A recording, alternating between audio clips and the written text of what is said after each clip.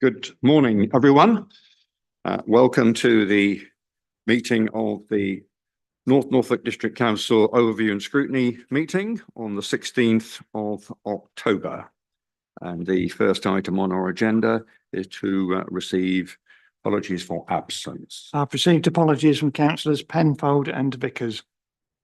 You? Substitutes, do we have any? I'm not aware of any, Chairman. Right, okay, thank you.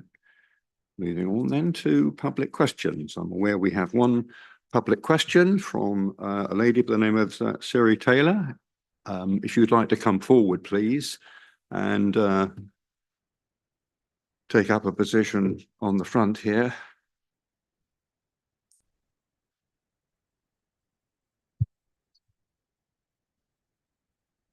My understanding is that you are a representative of the Benjamin Court. Yes, let me get it right. Yes. Save the Benjamin Court as a reablement unit. Yes. Yes. Over to you. Do you want me to go ahead? Okay. Thank you. I'll include that. Good morning, and thank you very much for allowing me to put this question. My name is Siri Taylor. I represent the campaign to save Benjamin Court as a reablement unit. We are fighting this cause in the interests of the long-term well-being of the people of North Norfolk. The NHS Norfolk and Waveney Integrated Care Board has rejected all calls to reopen Benjamin Court as a centre for post-hospital reablement, despite this being the overwhelming view of the residents, respondents to the Health Watch survey, which the ICB themselves had commissioned. The ICB has now handed the building back to NHS Property Services. As NNDC has spoken up publicly and powerfully in support of Benjamin Court reopening, what steps is the council taking to challenge the ICB's decision? And will the council make representation to NHS Property Services to ensure that this important location is secured for health and care services? Okay, thank you very much indeed. Your question is in effect in two parts, and I think for the first part I will ask Chief Officer Blatch to respond in respect of what the council has been doing so far and may have in hand. Mr. Blatch. Thank you, Chairman. Good morning, everybody. So the leader of the council and myself have been involved with the Benjamin Court campaign since the beginning of this year. The ICB and Norfolk Health Watch said that they were going to undertake a public consultation on the future of the facility. This is a 36-bed ensuite facility, purpose-built during the 1990s in Cromer for reablement and a respite and palliative care. It was operated by the NHS until 2014 and then transferred to Norfolk County Council as a reablement facility and closed in May 2023, since which time the building has stood empty and vacant. It shares a kitchen facility and a site with an adjoining sheltered housing scheme, which provides long-term supported housing for older people. So the ability of the site to accommodate future uses alternative to a care use would probably be limited. There was a public meeting called, I think, by Cromer Town Council on the 22nd of March of this year, attended by myself, the leader of the council, a number of members of the council, representatives of the Save Benjamin Court campaign, and the then Member of Parliament, Duncan Baker MP, and a number of representatives of the senior management of the Norfolk and Waveney Integrated Care Board. The outcome of that meeting was that there would be a formal process of consultation as to the future of the premises or facility. That process was commenced at the beginning of May, and it was scheduled for there to be an open public meeting in this building during May, but when the general election was called, that process was suspended. That was taken up again after the general election, and there was a public meeting held in this chamber in July, at which the issues were outlined again. The Health Watch organisation undertook some public drop-in opportunities in locations across the district, and their report was shared with us on the 27th of September. The Health Watch report suggested that the facility should be, or further consideration should be given to retaining the facility moving forward. But as Ms. Taylor has said, that position has been, or recommendation has been rejected by the Integrated Care Board. In terms of what the authority has done directly, we submitted a representation, which I think was acknowledged in Ms. Taylor's question. We put a very strong representation to the consultation, which said that the district has the highest elderly population in the country, and that position was going to increase moving forward. We made reference to Professor Chris Whitty's annual report, which specifically said that places like Scarborough and North Norfolk needed to develop stronger older persons' wellbeing services and facilities that were accessible to the community locally. And we are compromised by our rural geography here. The nature of the patients or people that would be supported in the Benjamin Court facility would be predominantly old to very old, people that suffer slips, trips and falls, maybe broken bones, possibly strokes, who are admitted to the acute hospital, largely in Norwich, and maybe have delayed discharge because they need care packages or support at home. And it's felt that that can be provided in a more sensitive way with support of family and friends members in a location that is in this district rather than at the Norfolk and Norwich. So we made all of those points in our representation, and those issues, I think, are acknowledged in the Health Watch conclusions. So obviously the district is predominantly rural.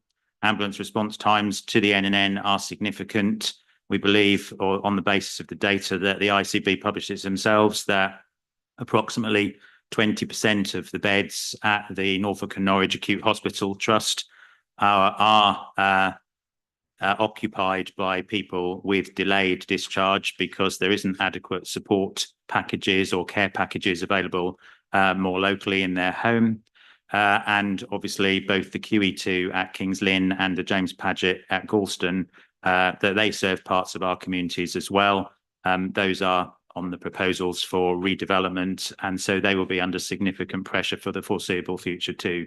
So for all those reasons, we believe that the facility at Benjamin Court should be brought back into use. The ICB's response have said that the health system in Norfolk and Waveney is under significant pressure and running at quite a large deficit, such that there would be costs in reopening the facility. I think our position as a council is that we recognise that, but that in taking a system-wide approach, there would be efficiencies to be realised by lower cost care being provided in a local environment rather than within the acute hospital trust. And that is our position. We did write, Leader and I wrote a joint letter to the new Secretary of State following his appointment after the general election. We have received a response back from the Minister of Health, Karen Smith, MP, and she has referred in her response to the Health Watch process, but that letter was received before the 27th of September when the Health Watch report was published. We have also, I think the leader of the council has also written to Patricia Hewitt, who is the chair of Norfolk and Waveney ICB, to continue to promote and present the case for the continued operation of Benjamin Court in Cromer as an NHS facility. I hope that's helpful. Yes, thank you very much. That's very useful.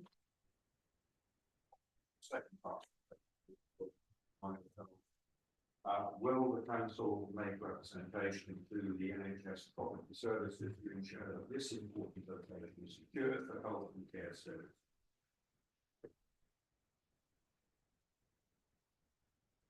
Yes. Yes, I'll repeat that then. Will the council make representation to the NHS property services to ensure that this important location is secured for health and care services? So that's the second part of the question. And I would invite comments on that. Councillor Holliday.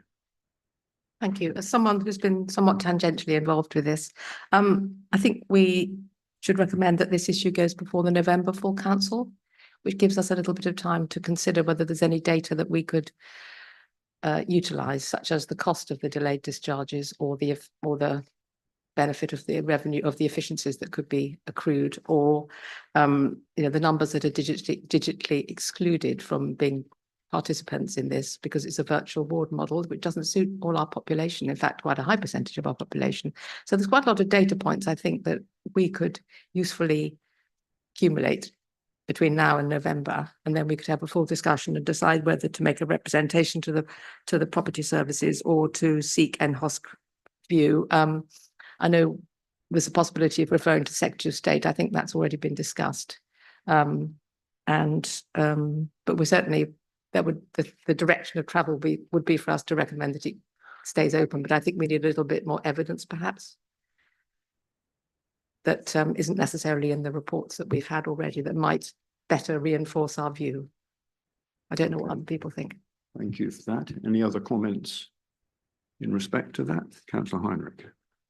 Thank you. I fully concur with what Councillor Holliday said. I think the other thing we need to possibly look at is the actual availability of domiciliary care. We know that it is woefully underpaid, woefully undervalued, and there simply are not enough people willing to involve themselves in that sector. It is no good closing a valued centre when there is very little chance of providing alternative support in the home at an adequate level. Okay, thank you. Any other comments? Chair, do we have a set of report and accounts running Benjamin Court? The report from the comment from the ICB is that just to reopen it and occupy it would cost a minimum of £353,000 a year, and that's without any staffing costs. There are some figures in the submission that the authority provided. We assess that £6 million would be saved to the overall Norfolk and Waveney health system from delayed discharges if this facility was to reopen. I don't know how easy it will be to obtain data around the virtual ward model, because it is suggested that that model is working, and we don't have data that would evidence strongly that it either is or isn't. Most of the data that we would have would be anecdotal, and does challenge another service provider in terms of adult social care. And so the issue which Councillor Heinrich raised in terms of the availability of social care staff is something that the ICB has said, that recruitment and retention in this sector is difficult and may present challenges in staffing Benjamin Court. I don't believe that was the experience in the past, and I think it's our view that in a dedicated NHS facility there is much stronger staff health and well-being than people providing domiciliary and nursing care in people's homes, travelling between patients or people in receipt of care. but we would need to undertake further research in that respect. Norfolk does have a very centralised health delivery model in terms of acute and reablement and respite and palliative care compared to other rural parts of the country. And I don't know whether we have the organisational capacity to establish that within the time available. The leader of the council wrote to yourself, Chair, after the receipt of the Health Watch report, suggesting that this matter was brought before you today. And I know that before Ms. Taylor asked her question this morning, that it was in your work programme to be discussed later in the agenda. I think Councillor Holliday's proposal for you to discuss this matter at full council is a sound one. The only words of caution that I would offer is that's 5 weeks into the future. And if the ICB has advised NHS Property Services that the facility is now surplus, I don't know how quickly you need to be seen to act as a corporate body in making representations. I don't think they're going to move swiftly, but obviously the report will then be in the public domain for 2 months. And so you may come to a view that you want to discuss it in November, but that you might want a holding letter written to the Secretary of State or representations made to the ICB in the intervening period. But that's your decision as a committee. Okay, thank you. Thank you, Chairman, and thank you for bringing this to the committee today and to our speaker. So, I mean, I'd envisaged that we would likely write to the Secretary of State, not least because of how things have progressed or descended. But the other point of that is some of the statements the government has made around services in the locality, in local areas, to draw attention away from the acute hospitals. So the actions of ICBs around the country seems to contradict this, as such locations are being closed and lost. So I'd certainly envisaged that the council would again make representation to West Streeting MP, and as Steve Blatch has said, we're seeing an ever-increasing centralisation of services, particularly around Norwich, in many other respects. Obviously, things have moved on since the initial closure, in that the ICB are now saying they feel it can fulfil no operational usage for them. And whilst we might dispute that, we've also got to try and ensure that the estate isn't disposed of by NHS estates. And I think the other risk of that is that a few years down the line, the strategy changes again, and there's a decision that they need services in the North Norfolk area, and essentially there's no bricks and mortar to do it. So I think there's a real risk of that, and it's obviously been immensely valuable for a long time. So yeah, thank you for the contributions today. I'm happy to contribute again in future wherever this goes. Okay, thank you. Any other comments from members? Councillor Boyle. Yeah, I'm certainly in agreement with what Councillor Adams says. I think time is of the issue, and whereas it will be good to discuss in 5 weeks' time, I don't think we can just leave it with a 5-week lag. And one of the things that is never mentioned from the ICB is, yes, you can care for people in the home, but the mobilisation that these people get from respite care is not able to be provided in an intense way from home. And that was brought very closely home to me last week when a friend of mine, her father was due to be discharged from hospital, having waited over a week for there to be any decision. And the doctor had said, you've got two choices. You either go home and remain in your bed for the rest of your life. He's quite a large man. And the other choice is to go elsewhere for rehabilitation if we can find you somewhere, and they will help you to walk again. And in all of the discussions, I think this is often missed, because yes, you can be cared for at home. And I know from my parents, this was very true. I could do that, but I couldn't do the physio. And those are the crucial parts of the puzzle. Thank you. Okay, any other comments? No, we've got a proposal from Councillor Holliday that we refer this to the full council in November. We've had some additions to that, in the sense that you, I think, would like that, if a report is made to full council, that contains some additional information if that's available. Similarly, Councillor Heinrich, you've made a similar request.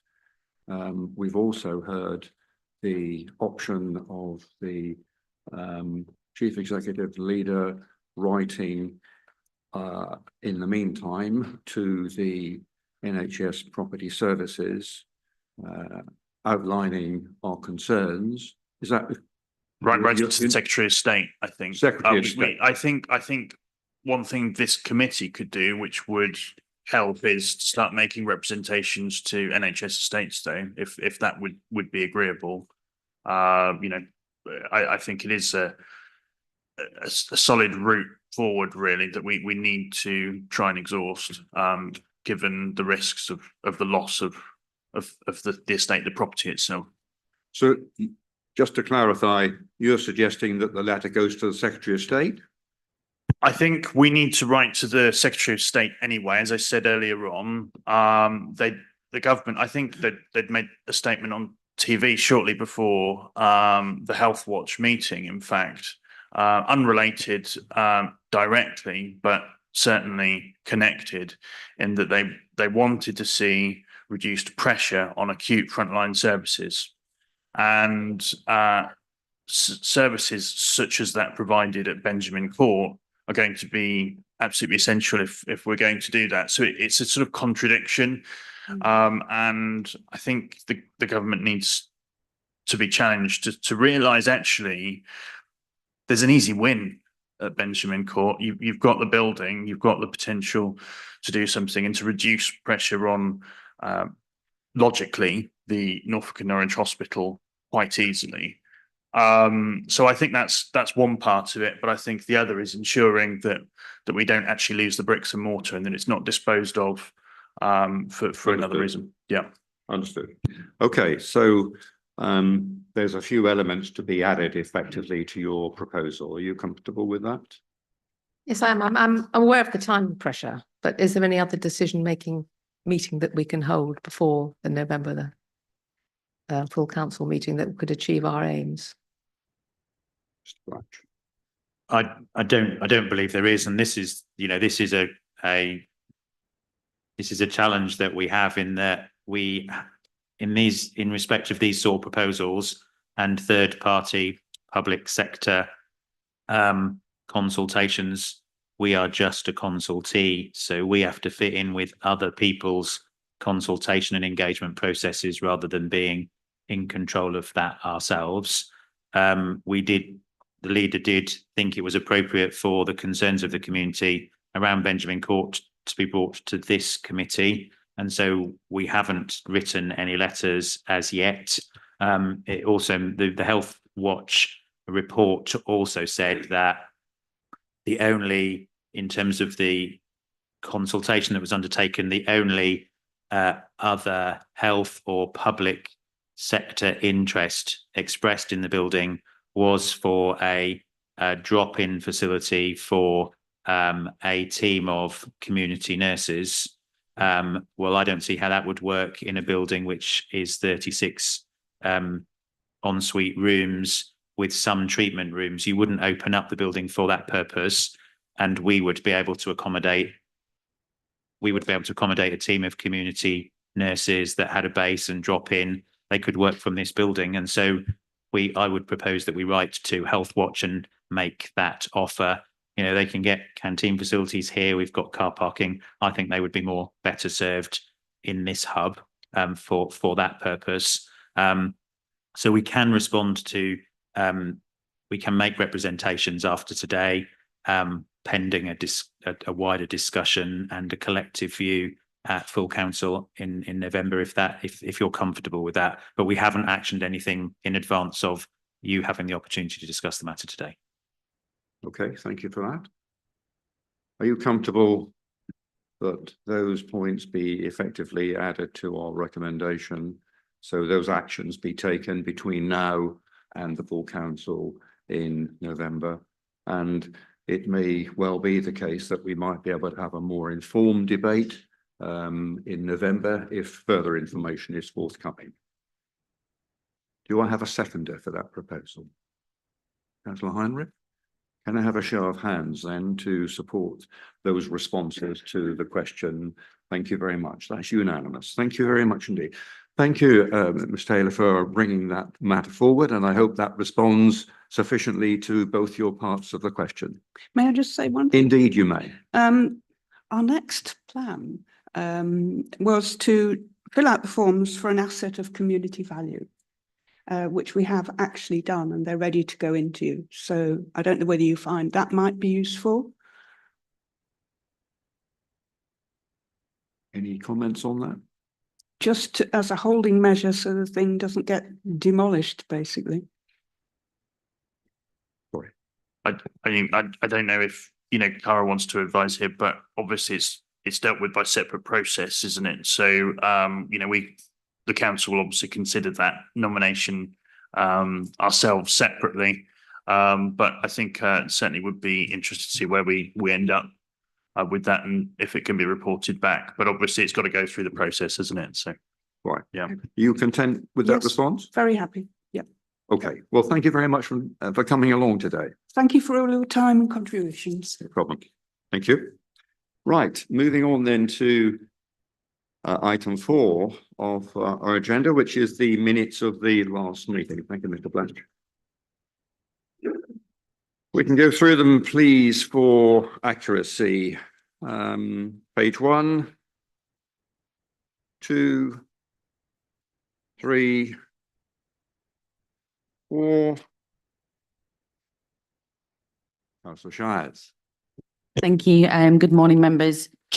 I had also asked about the whether or not the Task and Finish group had looked at the local authority domestic abuse duty and spoken to the county council, and that hasn't been included in the minutes. So is that a matter of accuracy? Yes, it wasn't included. Yeah. Okay. Thank you. 5. 5. Pardon? We can. Because there were some questions we asked, the answers to which we received last night and written responses.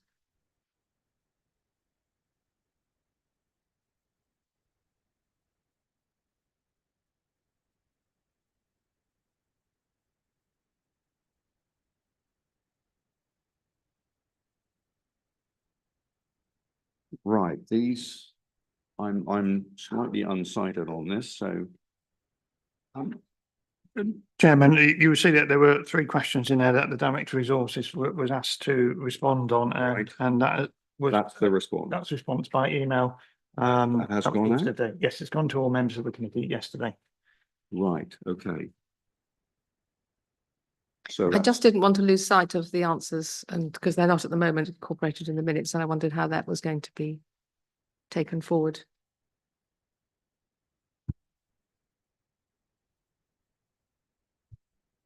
Would it be of use if you asked the Director of Resources to come up and just give a bit more detail about some of these answers? Mrs. Stankley, would you like to come forward?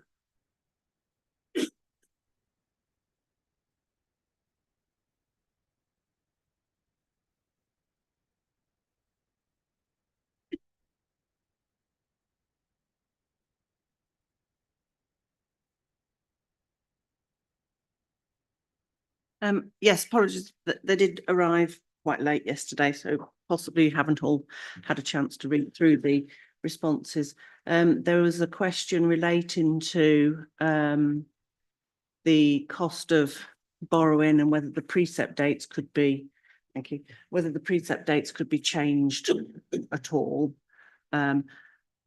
With a county, that the districts and the county agree on a precept date that sort of best suits everybody, and unfortunately it does create us a little bit of an issue in terms of cash flow. So we do sometimes incur some borrowing costs. The date that we have to pay the precepts over to the county is the 19th of each month.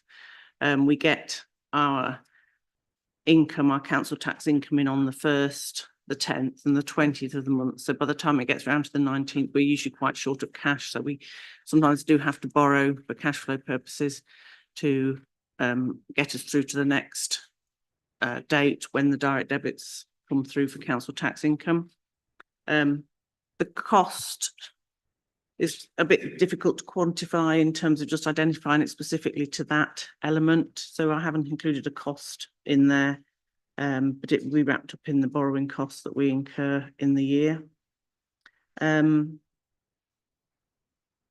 You know, we also have salaries to pay out on the 20th of each month as well.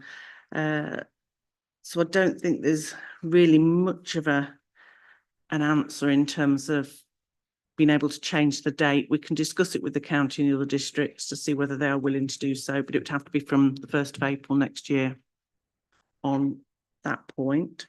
The second question was about the internal borrowing that we've got for the reef and the refuse freighters at the moment, and whether we would have to replace that internal borrowing of 8 million with external borrowing at some point, and the answer is yes. When we prepare a capital programme, we obviously put in the expenditure, but we also include within the report to members how we plan to fund it. So there will be funding either coming from capital receipts, grants and contributions, or a revenue contribution, and the balance is borrowing. And for both of the schemes, for the refuse freighters and the reef, it was agreed that we would take some borrowing of around £8 million. The borrowing costs are sort of factored into the waste service costs, because that was a while ago decided that that's how we would fund the purchase of refuse freighters, and that we'd recoup that through income received from the contractor in various different income streams that we get, trade waste, etc. We just haven't taken that borrowing yet, but we will need to at some point in the future. And we're, I think, getting closer to that point in the future because of this constant need to take short-term temporary borrowing. It is an indicator that we are running a bit short of cash. It is planned, it is approved. It's just we're waiting to see if the interest rates come down a bit, as we'd like to get them, you know, a bit lower than the 5% that they're currently running at the moment, because obviously that's 5% that you'll be incurring interest rate at that for the length of the loan. We would typically take out a maturity loan for the life of the asset, so we would be probably looking at a 40-year PWLB loan when we do take that out for the reef. And refuse freighters, it would be a shorter term loan because of the length of the vehicle life. The third question was around the use of the £150,000 that we've got in the capital programme at the moment for energy improvement initiatives at the public conveniences, and whether we could use that money to provide temporary accommodation and then the revenue savings to be put back into providing the funding needed for the toilet schemes, sort of moving one out and replacing with the other. Yes, that is possible if members are so minded. It would need to go to full council for approval, but I don't think that the savings that would generate would be anywhere in the region of the 150,000. It would take a long time to accumulate that in revenue savings to be able to contribute back towards putting the toilet scheme back in the capital programme. And also the fact that I think you're unlikely to get one property for that. So we would need to add to that and find some funding for that as well. But that is an option that can be considered if members are so minded. Okay, thank you. Is that this one? Councillor Cushing? Councillor Hopkins and Councillor Hall. Thank you, Mr. Chair. Thank you, Officer Stanley. The question I have is on your answer to point number one. So if I understand what you've said correctly, is that we have a shortfall in cash because some people pay direct debits on the 20th and we have to pay County Council and Precept on the 19th. So has any thought, well, two options to it. One you mentioned is asking County, could we move that payment, say, to the 21st? The other option, I guess, is has that been explored, asking residents who pay on the 20th to pay a couple of days early, so then we'd have the money in our account? Yes, that is another option, is that we could move our direct debit dates so that we get that income in on the 19th. And we have to bear in mind that we don't have a cash shortfall due to bad management at all. It is that we've internally borrowed for those assets where we've said that we will borrow at some point in the future to fund them. And so it's a case of that, because we've spent the money on buying the assets or building the assets, we've used our cash up.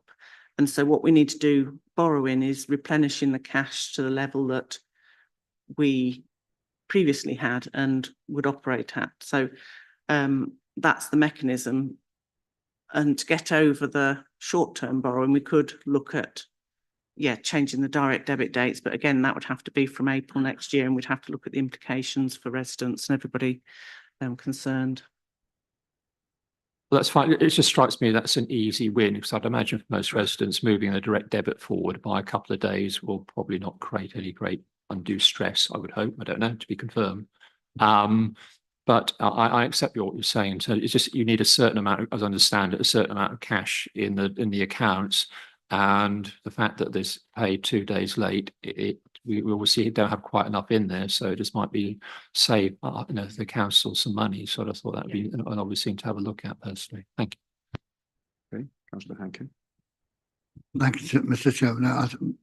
Councillor Cushing had asked the same question, basically. Fine, thank you. Councillor Holiday. Thank you, Chair. I'm just, the 150,000 was a metaphor for other line items we have in the capital budget that could possibly be utilised to reduce our revenue outgoing. So I totally get that it's not going to get anywhere in terms of temporary accommodation. Please don't get me wrong. But there's other money, there's other lines with bigger sums in that we could possibly use differently along those in that manner, i.e. spending down on items that cost us revenue. So that was just really, is it a chance for us to explore that possibly in the future? Thank you. Councillor Shires. Just to add some further context to the questions, which I think may have been lost when the questions were presented to Officer Stankley. The question around the precept included the payment that we make to the town and parish councils. So some further clarity from Officer Stankley on that would be beneficial. And with regards to the internal borrowing, it was Councillor Cushing who asked the question of where will that show up? If we do borrow the money externally from the Public Loans Work Board, where will we see that in the accounts and the finance reports that we're presented to? And that was a technical question that I couldn't answer. So if Officer Stankley is able to provide that answer, that would be beneficial to the committee too. Okay, thank you. Are you comfortable with those responses? Can we move on then to continue where we got with the minutes? I think we're on page 5. Any points on that? Page 6, 7, 8, 9, and 10. Are you One Councillor very Cushing. minor point was just actually on the first page. Obviously you weren't able to attend the last meeting, but I'm sure you offered an apology. So it's not actually shown down there. Thank you. Yeah.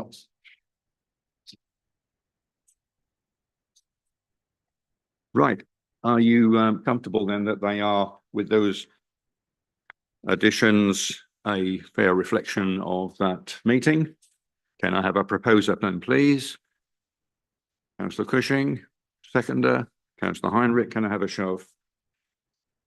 Yes. Yes, thank you. A show of hands, please. Thank you. That's of those that were there, unanimous. Thank you. I will then sign them as such.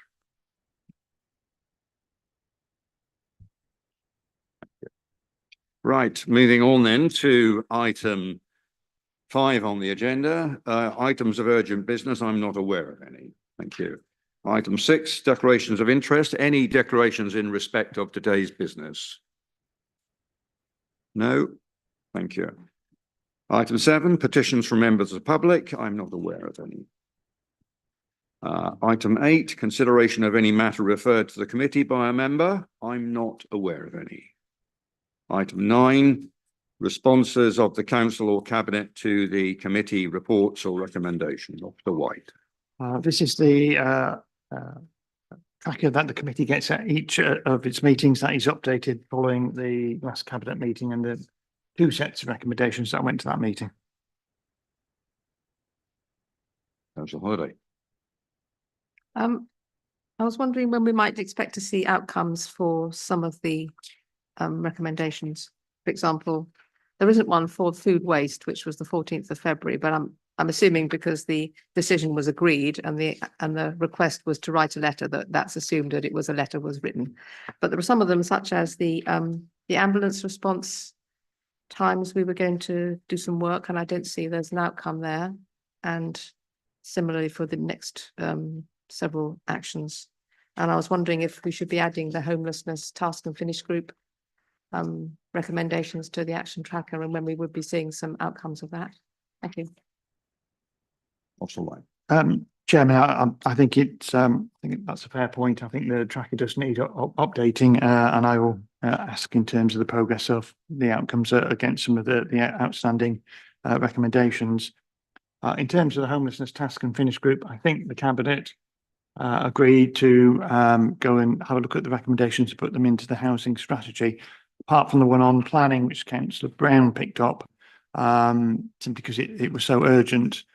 I wonder, certainly at the other authorities, I've worked out that they would, normally the cabinet would give a response to each of those recommendations in some detail, a yes, no, or whatever. And I wonder whether or not the committee would like a response in the January committee on that basis, bearing in mind it would then be 3 months since those recommendations, if the committee so minded. Yes, okay, thank you. Councillor Holiday, would that meet your expectations? That would be excellent. Thank you very much. All right, okay. Any other comments in respect to that? No, so. Great. Can I take it that you agree to that? Or do you want to take it as a formal proposal? A formal proposal from Councillor Holiday. Do I have a seconder for that? Councillor Hankin. Can I have a show of hands? That looks unanimous. Thank you. So that's amended that. Thank you. Any other responses? Any other comments in regard to item 9? No? Sorry, Councillor Hankin. On page 3, top of page 3, communication material for members of the council to use when talking to their respective parish and town council about them co-responding and the role of community first responders. Has that been issued? I'm not aware it has been at the moment, but I will chase and ask. Thank you, Mr. Chair. Happy with that? Thank you. Right. Okay. Are we all done on 9 then? Thank you. Item 10 is the car park fees and charges. So that's to consider a report from the Director of Resources on the council's current car park fees and charges and on a number of options for new charges in the 25-26 financial year. So that's over to Councillor Shires and Officer Stankley. I'd just like to begin by thanking Officer Stankley for working with myself and Cabinet on this report, and my pledge to this committee was that any decisions that we were going to make or had spoken about would be put in all reports for transparency purposes. I had warned when we sat here, and I have continued, and I'm sorry to be the bearer of bad news going forward, that we have a deficit to fill in not only the next financial year's budget, but subsequent years beyond that. There are some points within this report that are outlined but aren't recommended. I'd be quite interested to hear from the committee where they stand on that. And there are a number of options that are set out. The overall income that's detailed in there is a conservative estimate. If you do the maths, you can see that what we're projecting would be higher, but I'm not going to take the risk of the next year's financial budget on hopes we're going to be quite robust in our conservatism in that regard. The only point in there, which I know hasn't been addressed but was raised in previous meetings, was where we can get the weekly parking tickets. And there is some issue where you can buy a ticket in our inland car parks, which is far cheaper, and use it in some of our coastal car parks, which are far more expensive. I'm not sure whether or not we have a savvy set of tourists who'll be looking at that. And my thought isn't, but if the committee is minded that we look at that in the future, then I'd be happy to take that. The other point that's in there is that we don't have the data, although Officer Stankley has requested it, to look at the income generated from coach parking. But I'm happy to take any questions, and Officer Stankley, if you've got anything to add, please do. Okay, thank you. Do you wish to speak at this point, Mr. Stankley? That's fine, thank you. Right, well, we've got the paper before us. The options are set out. Would it be helpful if we focused our discussions around each of the options in turn, and we may well reach recommendations in relation to each of them. So are you comfortable to proceed in that manner? Yeah, okay. So let's look at option 1 then. Option 1 is to increase fees across all car parks by 10, 20 or 30p per hour, with corresponding increases to 24-hour and 7-day charges. Comments, please. Councillor Fletcher, Councillor Heinrich. I think this was raised the other day, but could we not? Oh, sorry. Would it not make sense to have a sort of sliding scale of increases rather than a sort of absolute increase of 20 pence per car park, given that tourism revenue can be, if you like, more blamelessly taken from tourists on beach car parks. So I mean, you could raise that by 30p, where you're not raising the car parks that are used by local people so much, because inevitably there's going to be damage to shoppers coming to market towns and things like that if there's if the car parking fees seem to be increased by too much. So in other words, a kind of sliding scale rather than a kind of blanket increase of 20 pence a car park. Okay, thank you. Any other comments on that, Councillor Heinrich? Thank you, Chairman. Yes, similar in some ways. It concerns me that a flat rate increase begins to penalise the market towns more than the coastal resorts. I mean, we do need people, car-borne shoppers in Fakenham, North Walsham, Stalham, possibly a lesser extent in Holt, which is almost a resort in its own right in the season. I would suggest that we look at a small increase, say 10 pence in the market towns, which don't generate the bulk of the income anyway, but a 30 pence or even 40 pence increase in the resorts, which are the money spinners during the summer season. Unfortunately, that will penalise the residents of those areas. And unless we can come up with a scheme for a discount, well, there is a scheme, it's called buy a permit. And even with the proposed increase, those permits are exceptionally good value by anybody's standards. But I don't want to see a situation where we are discouraging shoppers from our market towns. And I'm afraid by a flat rate increase, that is how it's likely to be perceived by the public, that we're charging them more when it's the tourists who should be paying. You know, yes, tourists bring huge benefits to the area. They also bring huge additional costs to this council in terms of providing the car parks they need, which are largely empty. It's 4 or 5 months of the year. And so, to be fair to residents, while ensuring that tourists are paying their fair share, I would suggest that 10p in the market towns is reasonable, but it should be at least 30 pence in the resort car parks. Thank you. Okay. Well, Councillor Fletcher, that adds, I think, a little bit to what you've said already. Okay, thank you. I've got Councillor Cushing and then Councillor Holiday. Thank you, Mr. Chairman. Yeah, I completely support and endorse the points that Councillor Fletcher and Councillor Heinrich have just made. As a Fakenham member, I know that Fakenham shops desperately need all the encouragement that they can get from this council to support trade. Some days you go into Fakenham and there are very few people there. It's mainly residents that use the council's car park there. It's not like North Bolsham, it's not necessarily a tourist area.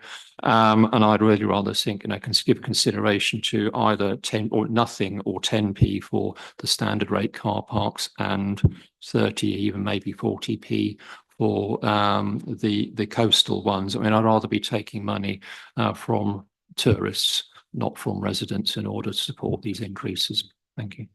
Thank you. Councillor Holiday. Just a quick point of 2 points, actually. One quick point that resorts and coastal are different. And mind you, and there's one market town that's a resort, so it does have a local population who go into shops. So I would just be, I don't know whether you want to redefine resorts and market towns and coastal. That's just a side point and not to be discussed today. It's a pan option question. It's about expenses and net income versus gross income. And looking at the information that we got about the costs, which I think is in table at the top of page 25. And I know it's not directly about option 1, but is there any way we can get our expenses down, because they seem to be quite high? And I was wondering how it compared to elsewhere, because we're talking just boldly about income, and we're not talking about net income. So that's what really counts, and will help us compensate for our deficit this year, next year, and the year after. But I don't think we should be deluded that the income is what's coming in to the council to help our revenue issues. Thank you. Okay, thank you. Would you like to respond to that query? I was just double checking my knowledge. The belief is so premises is the highest cost that you can see. And I believe that will include business rates as well. So we charge ourselves business rates, which we have to. But obviously we can look at the cost of running the actual car park, because that's what the premises cost is overall. But I'm happy to look at that and see how we can bring that down. But I don't think we can remove the business rates from ourselves in that aspect. Just can I ask for a point of clarity from the committee, where we've talked about the 10p for the inland charges and the 30p for the resorts? Am I hearing that it's 20 pence for the coastal, or is the coastal also 30 pence? Because there's quite a divide. I just want to check that I understand the sliding scale that's being put forward properly. Who'd like to? Councillor Heinrich. I would suggest that we treat the coastal and the resorts the same, but protect the market towns. And accept there's got to be an increase. Inflation's rampant for the last 2 years, so we have no choice there. But we do need to protect residents as far as possible. Any comment on that? No. Councillor Hankin. Thank you, Chairman. Yeah, I support the principle that car park charges should be higher for tourists than they are for the local population in market towns. In particular, anything we can do to increase the footfall in those market towns. And I think that differential would help that situation. That's the first part of the question. There are season ticket holders up there for parking. My question is, those season ticket, what's the take up of season tickets?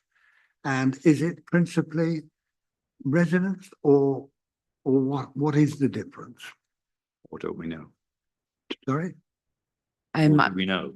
I believe that the season tickets are discussed in options 4 and 5. Yeah. It is predominantly local residents, but we wouldn't prevent people from out of area. So if people commute for work, for example, they may want to get a season ticket. If somebody's got a second home or holiday home here, they may want a season ticket, but it's going to be people that are coming into our local areas for home work, potentially study, for example, who would use them regularly, I would hope. Thank you, Mr. Chairman. Okay, thank you. Any other comments on that? So if not, we have an emerging, I think, recommendation, which we go for effectively a sliding scale. Tiered, I think, looking over your shoulder at notes. I think you've probably picked up the relevant points and have clarified that on the matter of definitions of car parks. I wouldn't want to go into that kind of discussion today, and I'm sure that will be resolved in due course. But yes. Officer Stankley's kindly given me the information regarding the business rates that we pay. So that would fall under line 2 for premises, I believe, and that's 377,000 annually. Okay. So we've got a recommendation in principle here that we recommend that we go for the sliding scale and tiered as suggested. Sorry, Chair, can the committee just be clear what that tier is? Because I think there was a couple of different suggestions. I think it was Councillor Heinrich that. Yeah, I suggested that we increase in the market towns by no more than 10 pence, and in coastal and resort consider 30 pence, and also explore the impact of 40 pence. Happy with that? Up to 40 to explore it. I didn't say, I'm not stating that should be the figure. 30 pence appears more to be the reasonable figure, but no, I defer to the financial experts to work that one out. Yeah. Okay. Mr. Chair, if I may, it's almost building on that, but actually we as Councillor Holliday said, we don't actually have the net income figures here for each of the options. So I just wonder if your option 2, if I'm reading this report correctly, indicates that we would, the council, the increases proposed in the report would give us £410,000 additional income. Therefore, if we increase the coastal and resorts car park by 30p, would that, it'd be interesting what figure we get to, because assuming the 400k marks, presumably what you're looking for. It would be pretty much that, because we wouldn't have any additional cost other than the cost of changing the car parking machines and the signage. So minimal cost on top of. Sorry, where I suppose I'm getting to, if you put the coastal and resort car parks up to 30p, would that give you 400k? Therefore, do we need to increase the car park fees on the market towns at all? So they could be just left as they are.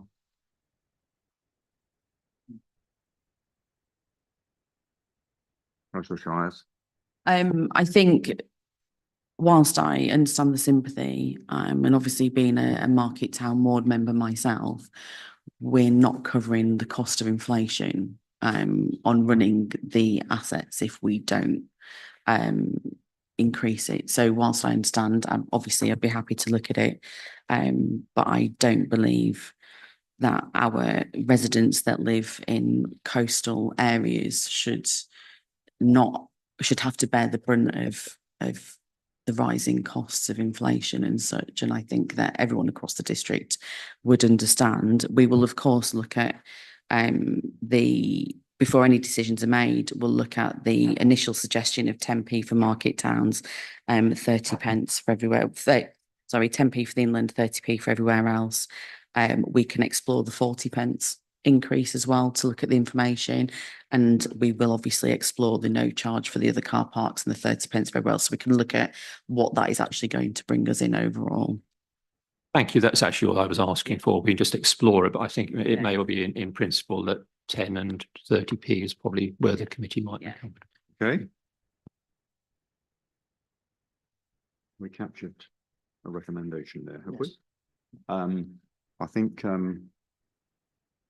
Councillor Holliday, were you the proposer? I can't remember on this. Actually, no, I don't think you were. No, it was Councillor Heinrich, wasn't it? And Councillor Fletcher. Can I have a proposer and seconder in relation to this? Councillor Heinrich, Councillor Fletcher to second. Can I have a show of hands then on that, please? That's unanimous with regard to that. Moving then to option 2. Is there anything that, sorry, Councillor Howes? Yeah, Mr. Chairman, could I make a point, please? We're discussing car parks and beach huts, but surely shouldn't we be considering a bedroom tax for tourists, which would bring in a phenomenal amount of money? Bournemouth are doing it, Christchurch are doing it, Poole are doing it, Liverpool are doing it, Manchester are doing it. I know the government under the Conservative regime didn't approve of it, but it's been working, and we're a few months away from April, and I really feel this is something we should be considering. Every time you pick up the Telegraph, every time you pick up the Times at the weekend, Norfolk, the Platinum Coast, Holt, the major town. This is something fundamental we should be working on, and I think it should come into the overview and scrutiny work programme. You may well have a fair point. Sorry, the monitoring officer. Thank you. I think we're discussing this particular report today. This isn't an item of business. I know it's not a matter, but it's a fundamental matter of bringing money into the district. I take your point. I have to say that we are considering car park charges at the moment. We will go on to consider beach huts shortly. What you are suggesting, I think, is additional to this and is a separate matter that needs to be taken up. And I will invite Councillor Shires to respond along those lines.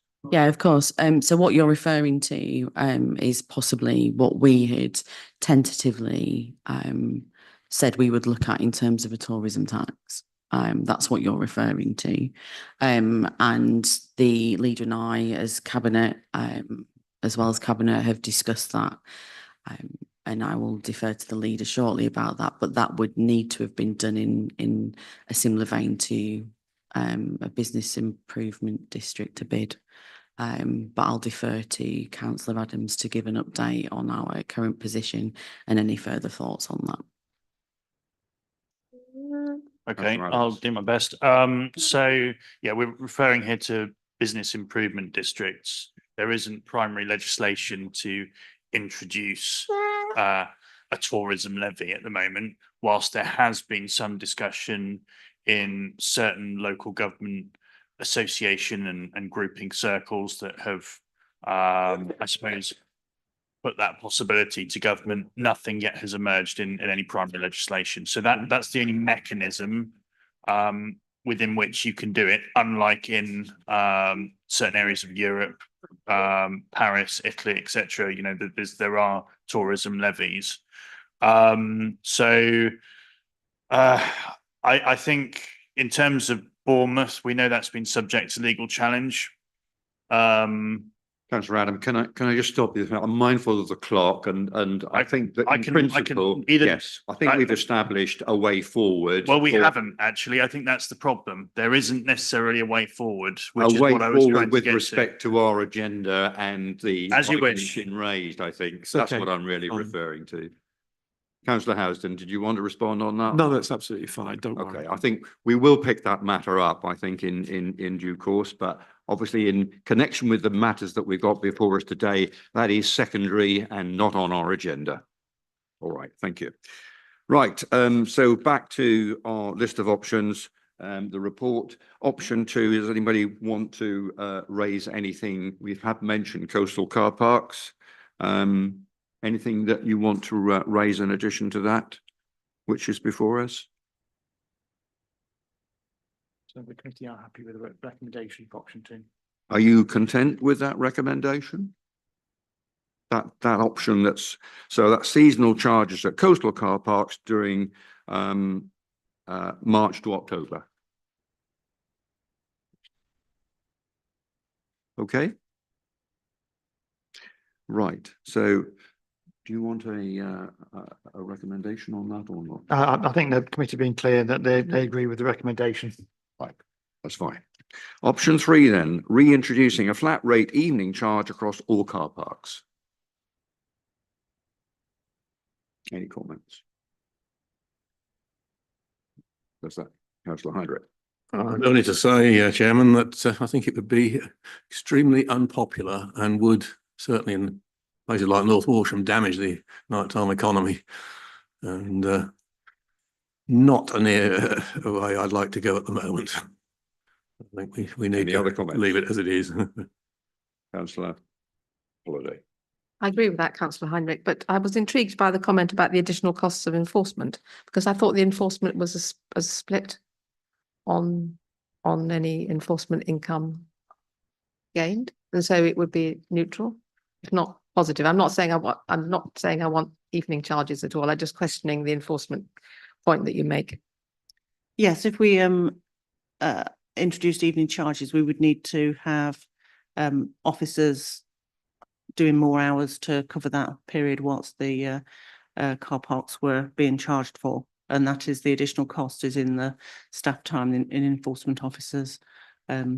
It's that the split of the income is for the penalty charge notice element of the contract, not the staffing costs. And does that not pay for the staffing costs?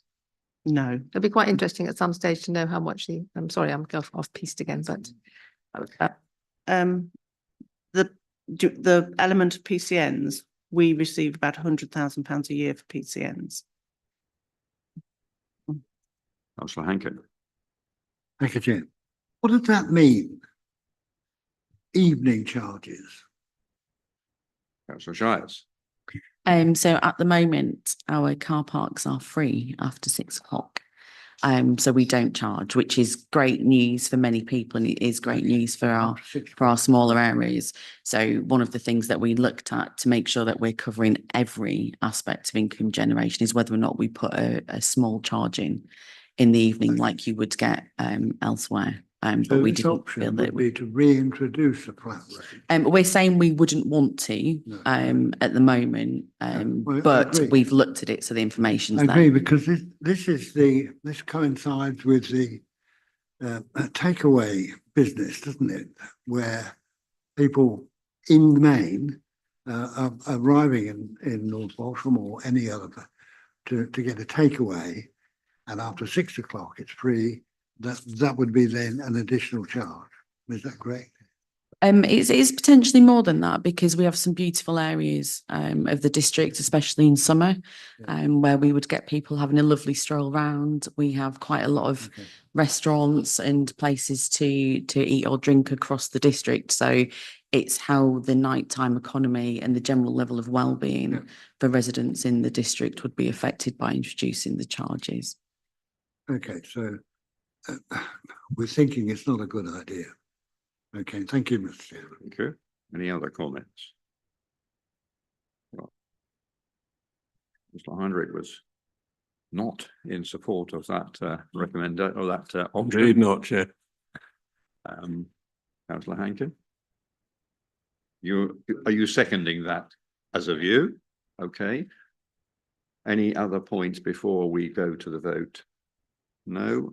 Then can I have a show of hands then that we don't reintroduce the flat rate evening charge across all car parks?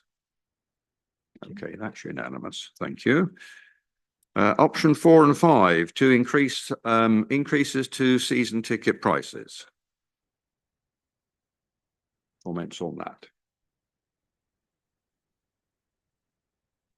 This, Councillor Fletcher. Could we not, again, I don't know whether this is possible or maybe too expensive to do, but couldn't we differentiate the cost of season tickets between those bought by residents and those bought by incomers, so that the incomers would pay a larger rate than the residents? I'm not sure whether that's possible to do bureaucratically, but Councillor Shires. I wouldn't want to penalise people that travel into North Norfolk for work. Mostly we don't have a high rate of salary in North Norfolk, so we're talking about people on a lower income. So thank you. I guess sorry, Councillor Heinrich. Yeah, I think we have incredibly low season ticket prices, and we've probably had them too low for too long.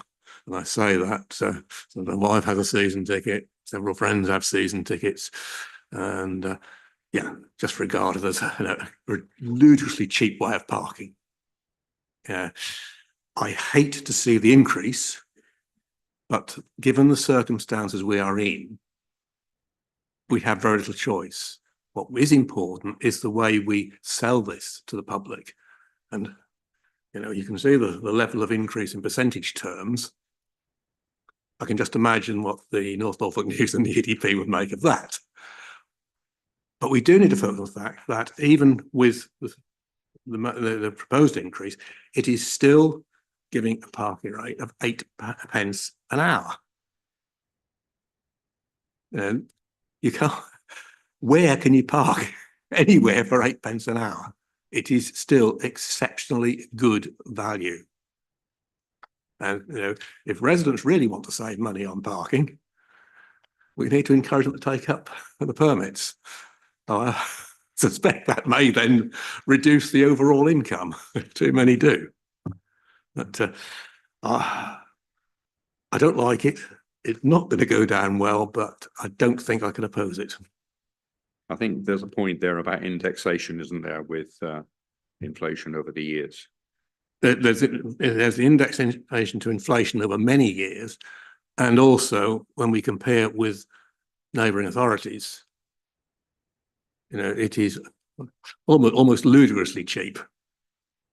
But for residents, just absolutely exceptional value. You know, even with the proposed increase, it's still exceptional value. We have to make sure that that is made clear to our residents. Thank you. Thank you. Any other comments? Councillor Holloway. I agree it's exceptional value and I use mine all the time.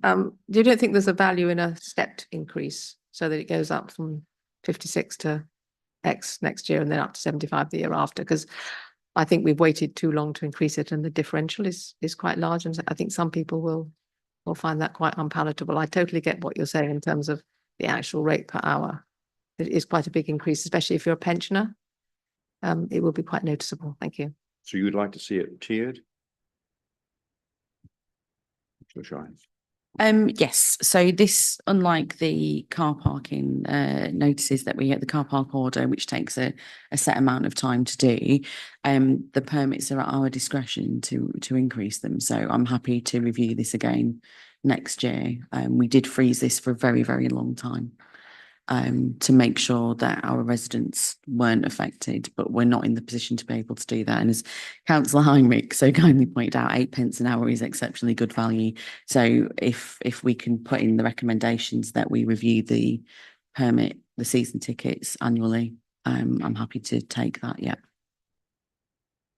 So that's 75 this year and then review it next year. Is that what you're saying, rather than 65 next year and 75 the year after? Right. Okay. I'm saying that as it is in the report, we'll take that this year and we'll look at what we're doing next year. Comfortable with that? I think it's going to be hard on some people, actually. And with winter fuel permits going and all that sort of thing, people are going to be poor and they depend on it to do their weekly shop. So I think it's going to be tough. Any other comments? Councillor Heinrich. Come back, Chair. Yeah, I tend to agree with Councillor Holiday yet again today. We think it's a lot of agreement across parties today, which is excellent. 50% increase, I'll use that figure, what it is high. If we could take the inflationary increase since 2016, review annually, so we are getting a steady increase, that I think is a better route. Now, without certainly giving us the full calculations on the impact, a little bit difficult at this stage, but I would be happy to propose that we increase the inflationary increase the coming year with a further review. Yes, I think that would be welcomed, actually. Thank you. You think that would Yeah. be all right? Yeah. Councillor Shires. So just for clarification, there are two tables on page 31. And one table just covers the inflationary increases, and the second table covers the inflationary increases, but brings us up to a more realistic level. Is the committee suggesting that it's the first table that their preference is rather than the second table, but would welcome a conversation next year about further increases? Is that where we are? Okay. That is what I'm proposing, Chair. Sorry. That is what I'm proposing, Chair. We take the first table, the inflation increase since 2016, but we revisit this on an annual basis. Okay. I'm aware the monitoring officer would like to give us some advice.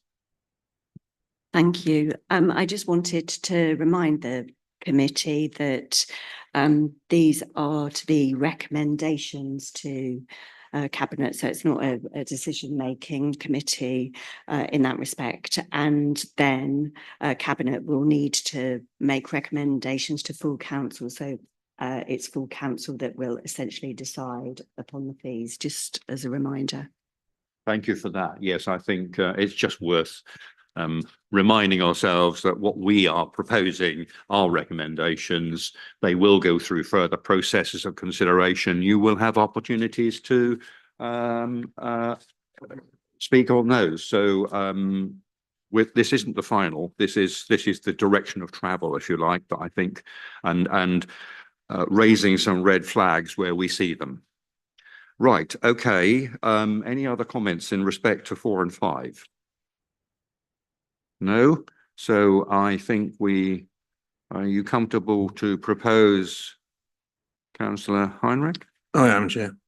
Thank you. And just to be clear, you are proposing, just go through your proposal again, please. It's that we look to increase the season ticket prices next year as per table 1. That's the inflationary increase since 2016, but we revisit it next year so that we can continue to raise them appropriately. Okay. Okay, thank you. Is that clear? Can I have a seconder then, please, for that? Councillor Hankin, can I have a show of hands? That's unanimous. Thank you very much. Option 6 then is to increase coach parking charges. Comments in respect to that, please.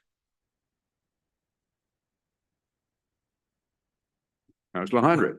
Yes. Very short. That's what I like. A good, short, clear response. Any others? Can we take that as a proposal? Can I have a seconder? Councillor Bowen. Show of hands. That's unanimous. Thank you very much. Right. I think we have covered those options. There's option 7, Chairman. So, well, yes. Sorry, yes. Option 6. We may have more. That's what we're saying. Councillor Shires. Sorry, just going back to the previous option, there were 2 proposed charges for the car parking under 2.4. I need to know which your preference is.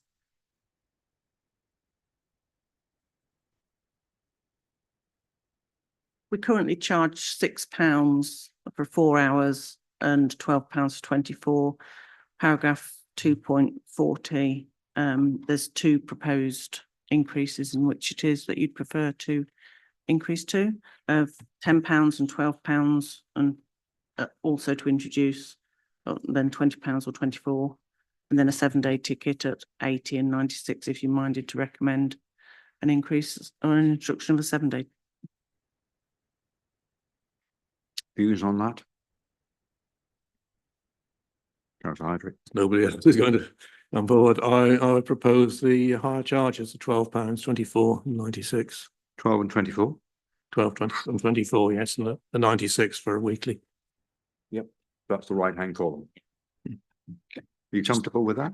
I'm comfortable. I just want, the only point I would make is it would be helpful for future reference when these come back, whether you actually, we understand financially what additional income that increase would actually deliver.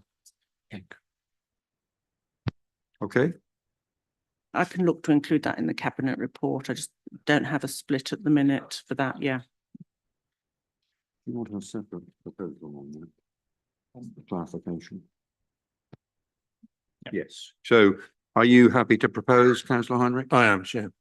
Seconder for that, please. Councillor Boyle. Show of hands, please. That's unanimous. Thank you. Right. So that covers the options that are actually in the table here. Are there any other options that? Option 7. Yes, option 7 further down, which is the permit holder only parking is introduced at Hornbeam Car Park in North Walsham, which is the at the bottom of our page 2. Comments? Sorry. Councillor Shires. So that is a car park that we have currently held as being free parking following the development in that area. I live very close to that car park and have seen that it's mostly used by people who are parking there to get on the train. There is some trade parking there also, and there are some members of the community who have chosen to park there during the day because it's easier for them to get the vehicles out and such. The concern that I have there, which is something that we will have to monitor, is Victory Car Park, which is just across the road, was misused when the parking charges came in at the train station in North Walsham. People would often park there first thing in the morning. I would watch them cross the road and get the train. So I think we would just have to check whether or not the leisure centre car park would be misused. And I believe, for clarity, I'm a leisure centre user. It's on my register of interests. That 2 hours would be adequate. So we will review it and keep an eye on it. And if there's an impact, then we'll have to take appropriate action. But I can't see how it would adversely affect the town centre because it's quite a walk from the town centre, and there is a free car park that's operated by the town council, which is slightly closer. So this is just to prevent the car park from being misused and to make sure that it's used for what we believe is the appropriate usage. But Councillor Heinrich is a lover of this car park more than I. Councillor Heinrich. I'm also on the Betton Line Rail Partnership and CRN. So it's no, I take it, I get from a rail user's point of view as well. As some members will know, GA have a long-term contract now with NCP to charge £3 a day for the very limited parking at North Walsham Station. And one of the reasons for procuring this car park was to provide additional parking for the station. It's important to recognise that the level of rail use on the Bitton line is now higher than pre-COVID. It's changed in that there's less commuting, but a lot more leisure travel, based on what GA has informed us at various meetings. By making this car park season ticket only, presumably that means the 24-hour tickets, it's precluding leisure travellers from parking there. Which means either any permit is permissible there for any length of time, which could cause problems, or we charge for it at I would have said £2 a day to undercut NCP. At the same time, I would fully agree with Councillor Shires that we need to have a charging system at Victory because that has been abused for years and will continue to be. Great, thank you. Councillor Shires. I think it's something we'll have to monitor. I'm not sure whether or not the overall usage of that car park would warrant the spend on the appropriate machinery and things to do that. That's something that we'll have to look at. I think it should be an all-season tickets rather than making it confusing, because if you're going to nip into Hobbiton, for example, you're not going to be there all day, and the trains are hourly, so you would be back within the 3-hour period. And also, I guess the other option is where you've got people who are travelling and you need somewhere to park to be able to then help them take their luggage and things to the train station. So I think allowing all permits there would be a better use rather than just saying it was 24 hours only. Councillor Hydra. My question then would be, what level of enforcement would take place? There's somebody who goes into Norwich where clearly 3 hours is not adequate. Where do they park? I mean, we remember we're going to see a huge increased population of North Walsham, and that car park will increasingly be more heavily used. We don't want to make it difficult for commuters and leisure travellers to use the eco-friendly train rather than driving to Norwich, where you're ripped off for car parking anyway, of course. But I hate pay by app with a vengeance. Struggled with the damn thing down in Woodbridge a couple of weeks ago, when every car park is only a selection of 6 apps. So I wouldn't want to go down that route, but permits or app payment might be the answer with those. It wouldn't be ideal from my point of view, but it might be a solution to avoid the cost of your machine. We've spoken recently about your unwillingness to move to pay per app, so I'm grateful for that. That we can look at that, because it would be silly not to, and that would remove quite rightly the cost of the machine and things. So I'm happy to take that away if you're happy to support where we are at the moment, because at the moment we're not enforcing nor charging for the space, and then we put that on as part of a review about what we can do in next steps. I'm happy to take that. Yeah, I'm happy that we have a further review of that, but I think it does need wider discussion.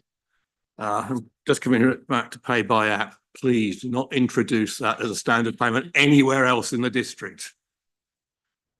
Please, cards, or for many of our elderly who struggle with cards even, cash still. So I do not want to see us ending up like East Suffolk. Chaos there isn't there. Thank you. Okay, thank you for that. Any other comments in respect to option 7 at the bottom of page 21? So are you comfortable then, Councillor Heinrich, to propose in principle that we support that option? That we support some form of charging, but I would request that Cabinet looks at alternatives to purely permits. Explore the options for the charging, and to keep the charges reasonable in comparison with the NCP car park. Right, so not agreeing with that option, but having that as a recommendation in its place. Yes. Yeah. Yeah, basically to go back and revisit it. But the principle, I think, is right. The principle of it. Okay, so that's a proposal. Do I have a seconder? Councillor Cushing? Can I have a show of hands then, please? That's unanimous. Thank you very much. So that deals with option 7 at the bottom there. Are there any other recommendations that, yes, we've still got one over Leith, haven't we? So our last one over Leith, which is 8 actually. The car parking charges are reviewed every other year, with the next review taking place so that any charges are implemented from the 1st of April 27. Do you wish to speak on that, Councillor Shires? Yes, I'm happy for that to be the case. It was a request of the committee previously, but this potentially may be where we put the recommendation in about the season tickets being reviewed annually. I think it would be more fitting to put that in there. Okay, any other comments? No? So with that addition. Are you comfortable then to run with that? And if so, do I have a proposer and a seconder, please?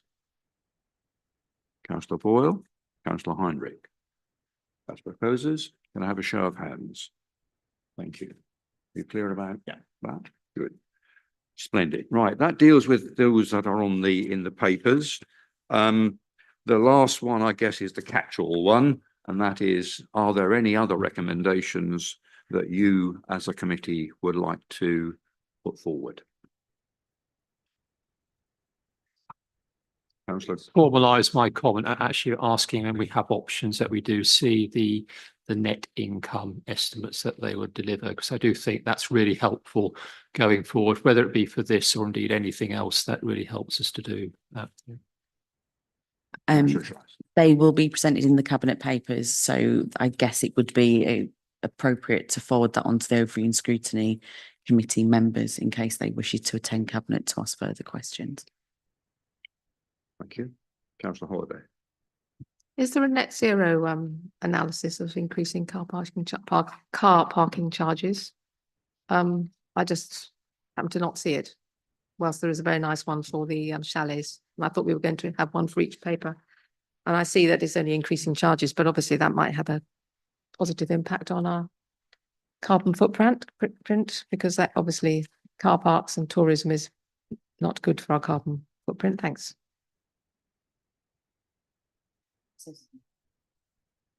Councillor Shires. Yeah, I can respond to that. Under 8, it says there are no direct consequences of the report on our net zero target, but are you looking at a net zero analysis of the car parks? Is that what you're asking? Because I think the bigger difficulty that we would have in doing that is the travellers to our car parks would have to form part of that. And in order for us to do that correctly, we'd need to know every single vehicle type that travelled and how far they travelled to understand the impact of that. Or are you thinking of our own organisation as in the carbon impact of having the car parks? Well, both, but I think you could probably make some assumptions if you wanted to calculate what the carbon impact of your car parks were from the public. I just think it's an interesting exercise. We should be thinking about it each time we consider a topic.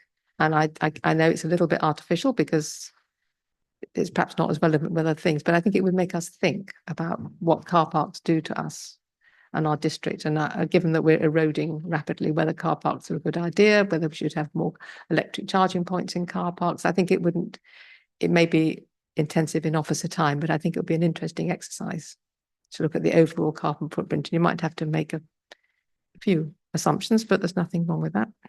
I think it would broaden the discussion to the carbon impact of tourism.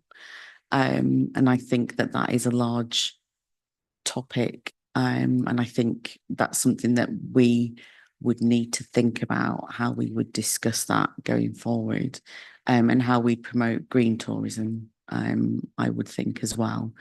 I think that's great. I will speak to Councillor Varley, who I'm sure will have lots of ideas of how to think about the concept of that.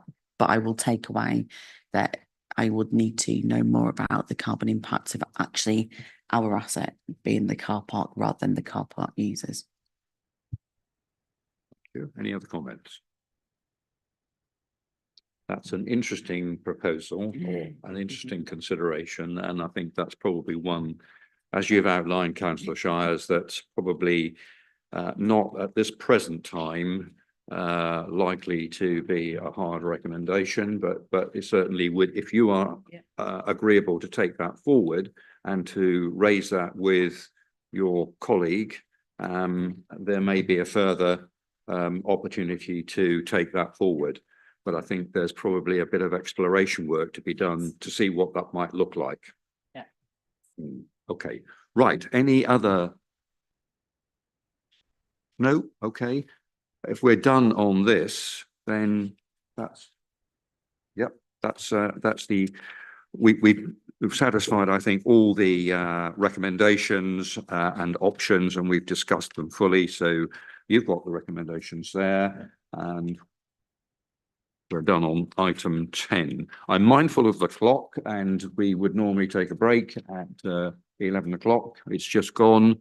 If we just take a comfort break, we've got 2 items yet to consider on the agenda. So if we adjourn if we back in here just after 10 past, would that be all right? Reconvene as soon as possible.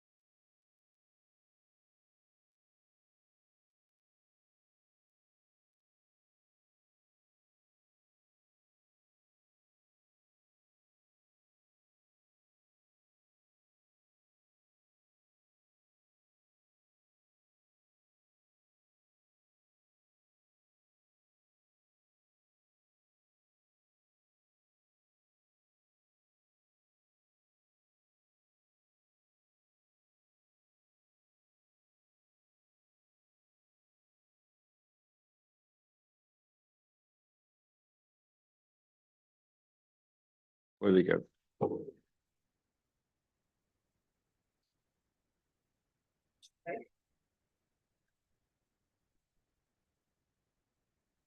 Right, everyone, thank you very much for that opportunity for taking a break, and we can now reconvene with agenda item 11. So that's the annual review of beach huts and chalets.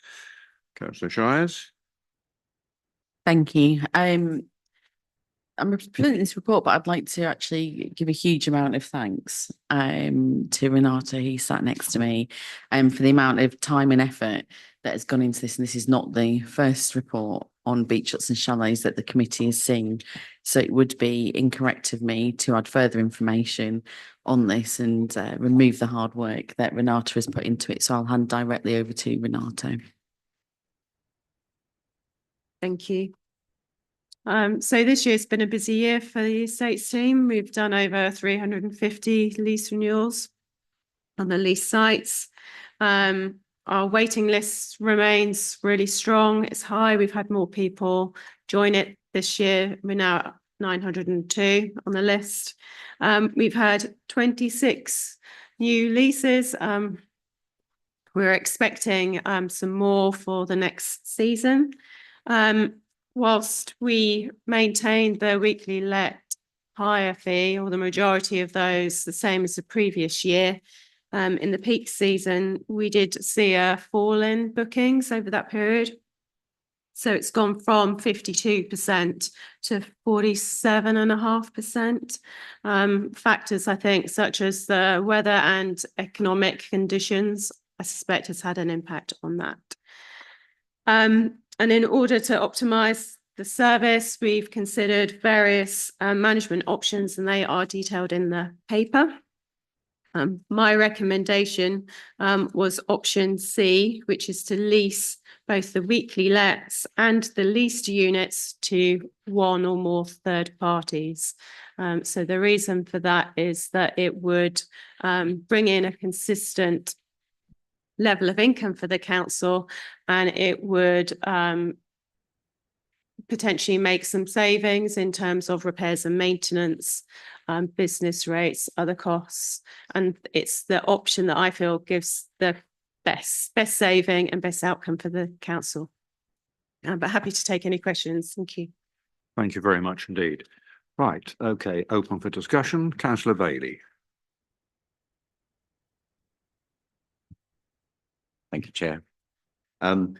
Yes, so as time is tight, I'll just run through a quick few thoughts on this. In 10.8 and 10.9, you've proposed increases, which are averaging sort of 5% in the papers. I'm assuming there's no legal requirement or statutory requirement. We're not capped on how much we can increase. It's up to us how much we increase the prices. Yeah, that's correct. But demand has an impact on that. So 4.5, the list of beach huts is long and is getting longer.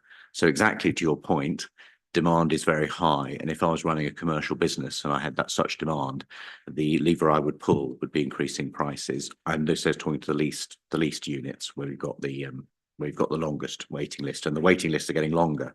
5.2 states this is not a concern. I would hazard that it is a concern because you've got a lot of people who are anxious to get onto, they're on the beach hut list, and they write to say, where am I on the list now, and find that they've moved 3 places up and they're waiting 8 to 10 years to get on the list. So it's a good problem to have, but I think it could be potentially, it'd be nicer to have a better throughput of people on the list, benefiting more. So I think one of the levers, what I would recommend is that we try and reduce the waiting list down. We do that by increasing the lease prices to a state whereby we test the market to see what people are prepared to pay. Say we had 850 on the list. Now we've got 903 on the list. So we're kind of going the wrong way. I'd like to see the list personally at about 25% of what it is, so that people aren't waiting 8 to 10 years. They may be waiting 1 or 2 years. And this may encourage people to hand back the beach huts when their lifestyle is maybe, they may not need it for the next couple of years. I suspect people are hanging on to them, knowing that if they go back on the waiting list, they're going to wait 8 to 10 years to go back on the list. So that would be my preference. Looking at the weekly, just jumping again, the weekly, because I know the time is tight. The weekly averages, the average for the weekly rentals says 46%, but that's really skewed by the winter bookings.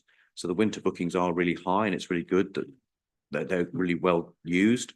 But if you take all the summer bookings, you're looking at probably 25% maybe less. And it costs us quite a bit, as you can see in the table.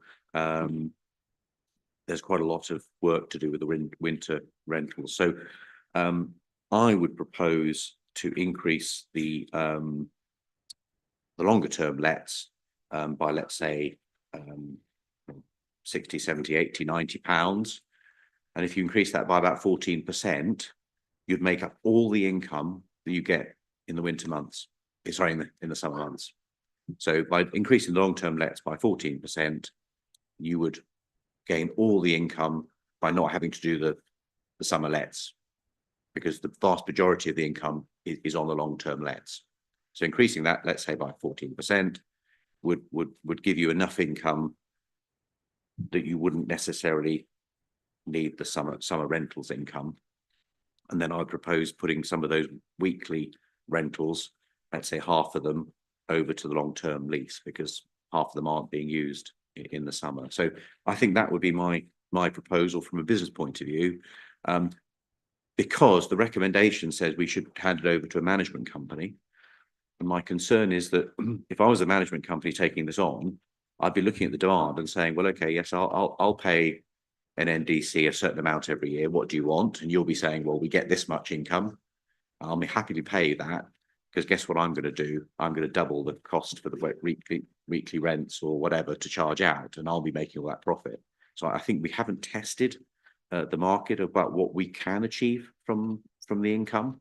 And if we do that, the worst that can happen is that some people will hand in their beach huts, and then we'll get the active people who want to use it, who are on the list, who've been on there for some 8 to 10 years, actually getting on the list, and would have a more active and vibrant sort of beach hut scene. Because I know anecdotally, a few people I've spoken to have said, oh, we come to renewal and we don't really use it very much, but we might do. And I think the price point is too low. That's my indication. So that's my sort of 2 pennies worth to start with.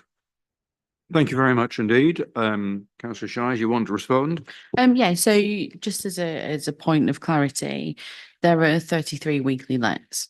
Are you suggesting that only part of those weekly lets go into a long-term lease rather than more? Because I think we have to really balance officer time on this, and the amount of officer time across the organisation that goes into ensuring that these are ready for people on weekly lets. We have to balance whether or not that would still be appropriate if we had half the amount. And then I guess the other thing is, whilst behaving completely commercially in this regard, which would lead us on to perhaps being able to get a higher price from an external manager of those, we really have to be conscious of how local residents would feel about that, because whilst I understand that this is a luxury to many people, to some people it's a sense of being able to be by the coast for their well-being and for them to spend their time there. So we have to think of how that would affect the reputation of this council if we were to go hard and commercial quickly, and how fair that would be represented not only in the North Norfolk News but amongst our communities. Yeah, no, I agree. My head says, from a business point of view, we would convert all the weekly rentals to the long-term lease, because it's economically more beneficial. It reduces our costs, etc. But from a heart point of view, they are well liked, and a lot of people book and are repeat businesses. They really do enjoy being able to come down and book for a week from us. And we seem to have a core of people who do that. Unfortunately, we don't seem to have enough because we're on average only being used 25% of the time. So we haven't got as much usage we like, and it's gone down last year. So my heart says I would like to keep it going, but we've got some cost constraints. And if you look at the numbers, it would make more sense to convert more of those weekly units to longer term. And then what you're doing is you're getting, so the corollary of that is you're getting more of the people on the list who obviously expressed an interest. There's a demand there, as we can clearly see. They've paid to be on the list. We do get complaints from people who say that, you know, it's not moving, etc. How can I get my beach hut? So you are replacing it by other people who could use it. So those who would lose out would be those casual users, but there aren't many, as we can see from the figures, and only 25% occupancy in some parts of the season. And looking at some of the monthly ones, they're very, very low usage at all. So where we've got waiting lists, let's use them, and it reduces costs. So yes, I would, you know, heavy-heartedly say that we'd probably want to remove the weekly ones and move them to the longer term lease. And then the idea and recommendation of having a management company coming in, I would defer that until we know what price point we've got, because then, you know, in future years we can say, okay, well, we've got the list down, we've established what people are prepared to pay for it. At the moment, I think we are undercharging what we could potentially get for, which is a bit of good bit of real estate and a good income from you know, for the council. Bearing in mind the cost challenges we've got, we've had the case of the public toilets, etc. I would say having a beach hut is not, you know, if you could raise some more money from beach hut owners to help pay for things like public toilets, a lot of the public would actually say, well, that's fair. And I think a lot of the beach hut users would say it's not necessarily a necessity for them to have a beach hut. And if they're contributing to other things like keeping public toilets open, I think that would going back to your comment about how it would go in the press, that's something I think a lot of the public would actually understand. Thank you. Right. I've got Councillor Cushing. Thank you. I congratulate Councillor Bailey. I think there's some excellent points you just made there in terms of looking particularly at the weekly lets. If you go to page 50, if I'm right in saying we earn about £41,500 in terms of weekly lets. It comes back to the point I guess I was making earlier about what's the actual annual net income we get from that, because that's a gross figure. The only if I go to page 52, it has a table there of the actual costs, and in real terms, it seems in simple terms about 50% of the income that we generate goes in costs. So if that's, and I stand to be corrected on that point. Therefore, if you're looking at weekly lets, if we're earning £41,000 from that, and it says in 4.10.4, weekly lets are generally more management intensive, so possibly the costs for that are greater than 50%. Therefore, if we're only earning 20 grand or less, I mean, it does make you wonder why are we doing that when we've got, as Councillor Bailey rightly says, we've got a very long list of people wanting long-term lets. And in a way that I take your point, Councillor Shah's, about the reputational damage, but also one would argue you've got people whom we are taking money from every year to sit on that waiting list. Is that actually also, I'd say, arguably more unfair to them? Then actually we've got resources there or that we could give them. So I think we ought to seriously look at whether we're actually in the weekly let business, and as Councillor Bailey suggests, move that over.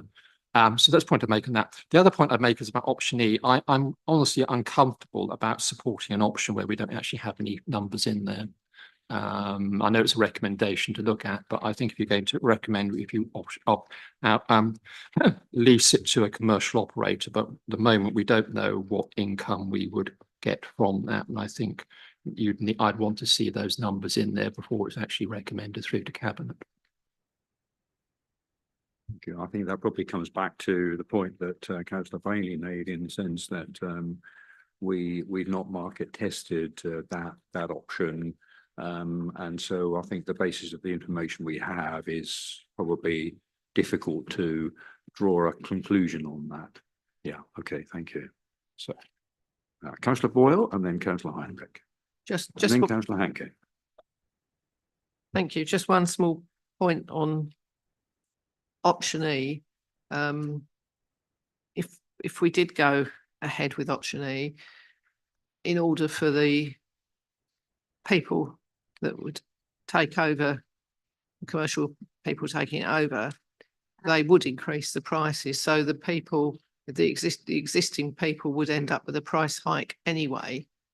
Because otherwise the commercial operator would be doing it for nothing, which I can't see any commercial operator doing. And my other, obviously it's early days, but my other reservation with that is if it's not a commercial success and the commercial operator isn't as superb at doing the job, we could end up with a pile of matchwood that we'd have to pick up if at the end of the time. It's not, I'm totally negative about exploring it, but I can see there could be some possible concerns with that option. Okay, thank you. Yeah, I think that again chimes in with what's been said already with regard to you don't know what might happen in turning the operation over into a private operator. Councillor Bailey mentioned that he would perhaps expect that they might well up the charges, and we wouldn't probably have any means to prevent that. So in terms of reputational damage, I think there would be an exposure there that we had done something which caused this, and the impact of that is not very well received by the users. So I think very valid point. Right, so Councillor Heinrich. Thank you, Chairman. I'm not clear from the report as to whether we've looked at how other coastal resorts operate beach huts. It'd be useful to have some indication of whether we're an outlier in running them ourselves, whether other places have gone over to leasing to a commercial operator, or whatever, because it's a little bit difficult to say that this is the route we should go down if we don't know where others are and where the successes are. Then we come back to the point of the charges. Compared with others, just how cheap or expensive are we? And what is a reasonable charge for a lease, for a weekly let of a beach hut along our coast? Clearly higher in Cromer, Sheringham, Overstrand, and perhaps in Munsley. Attractive as Munsley is, has probably a better beach than Cromer, in my view. But so we do need to go back and look at that. And I will agree with earlier that we do need to run this on a commercial basis. And whether a local authority should be running commercial operations or whether that is better done in the private sector, we could debate. My tendency has always been that there are some things the private sector does very well. There are some things the local authority does very well. But when you try and put the two together, it doesn't always work. So I'm not averse to basically leasing the whole lot to a private operator, providing we can tie that contract up to our advantage and not to the commercial operator's advantage. At least not, they've got to have some, but not at our expense. So that's one option, but then also the option D has some attractions. That everything goes on a lease for a particular period of years. We allow the owner of that lease to sublet. They could operate the weekly basis through many of the sort of local holiday letting companies. We don't know whether we've got any detail on that, whether that's been explored enough, say whether that would be attractive, whether existing users would want to go down that route. It comes to it, I can see, I tend to agree with Councillor Bailey on most of this and Councillor Cushing. But I'm not sure we've got enough clarity to make a decision today. We need to, I think, a wider look. But certainly, I think if charges are low, they need to go up. And certainly a lot of people want them, there's clearly a demand. In which case, why are people sitting there? Because they've got a real bargain. And when we cannot afford to give bargains away. Now, except that Councillor Shah said about the health benefits to some of our community, and I wouldn't want to prevent that. So maybe some would need to be held for those sorts of purposes. But that's another area we could possibly look at. So I'd want to revisit this. I'm not sure we've actually got time, given where we are in the budget cycle. But if I could ask that, a cabinet ask for more information and take a further look, particularly at D&E and level of charging, but also see how other authorities are managing this. Thank you. Okay, thank you. Councillor Hankett. Thank you, Mr. Chairman. From a purely business point of view, we're missing a trick here. The market is informing us with a growing waiting list and a growing waiting list that there's something wrong with the pricing. It's as simple as that. So from a business point of view, I would say this, given the situation the council is in, that this is low-hanging fruit. There's a desperate need to increase charges. Now, how much and when and how it's constructed, I would leave that to the professionals, but certainly this is far out of sync.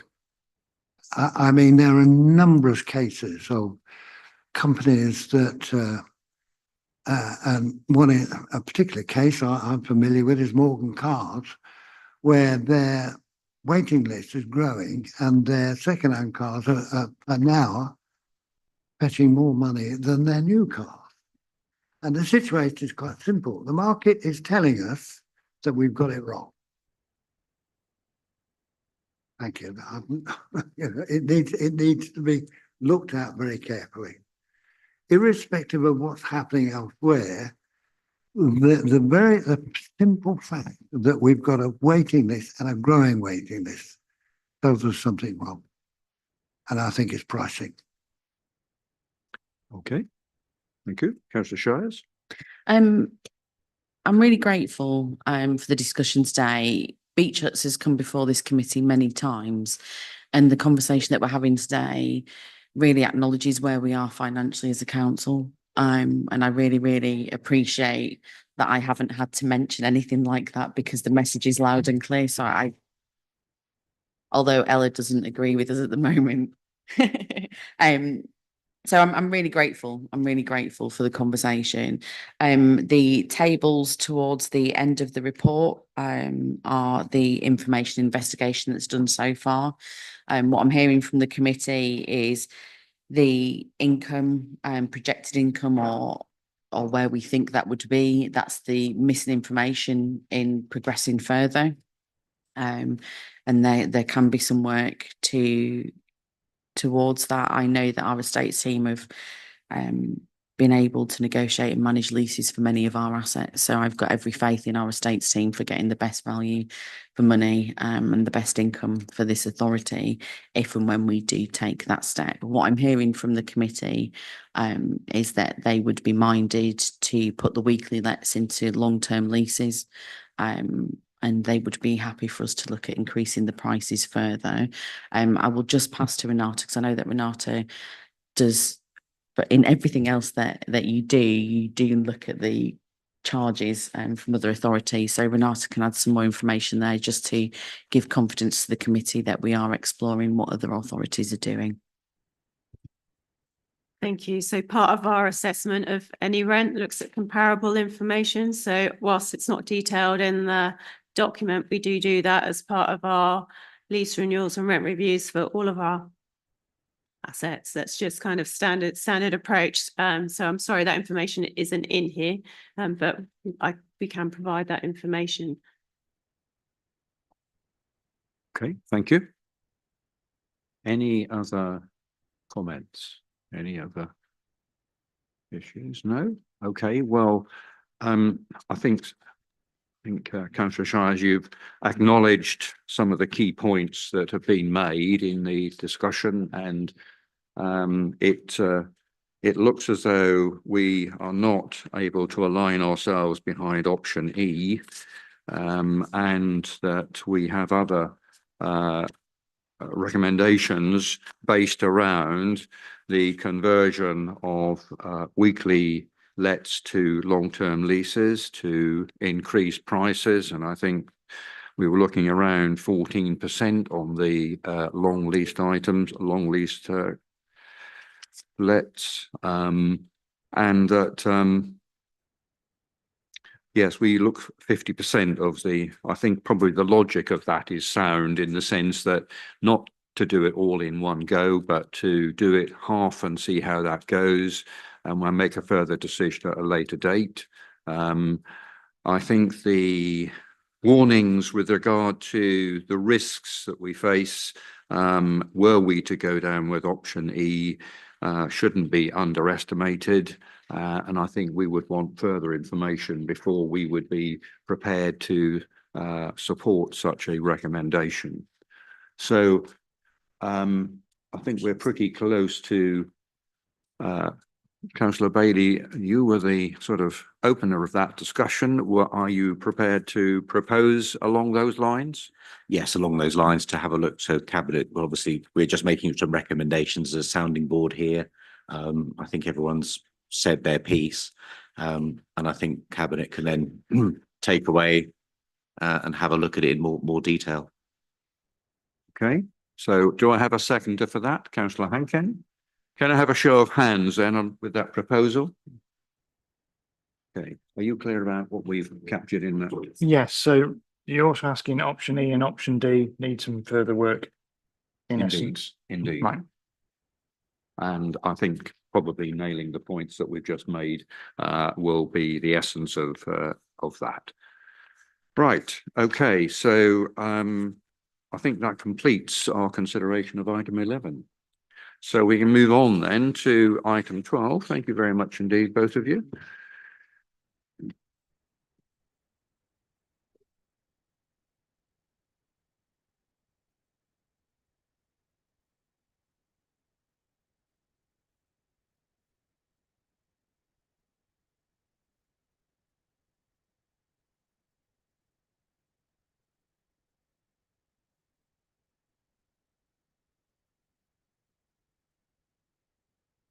Right, so moving to item 12 on our agenda, that's the planning service improvement plan update. So I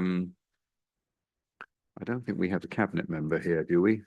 So it's over to you, is it, Mr. Williams? Thank you, Chair. For those that don't know me, I'm Russell Williams. I'm your Assistant Director for Planning. Unfortunately, Councillor Brown can't be here today, so you're going to miss out on his introduction of this report. I'm supported by my colleague Maxine Hollis, who has been at the sharp end of actually working through getting this planning service improvement plan done. Bearing in mind the time, I'll cut down my planned 45-minute introduction to 3 or 4 comments over the next 2 or 3 minutes. So many of you around the table will have been involved in this from the start.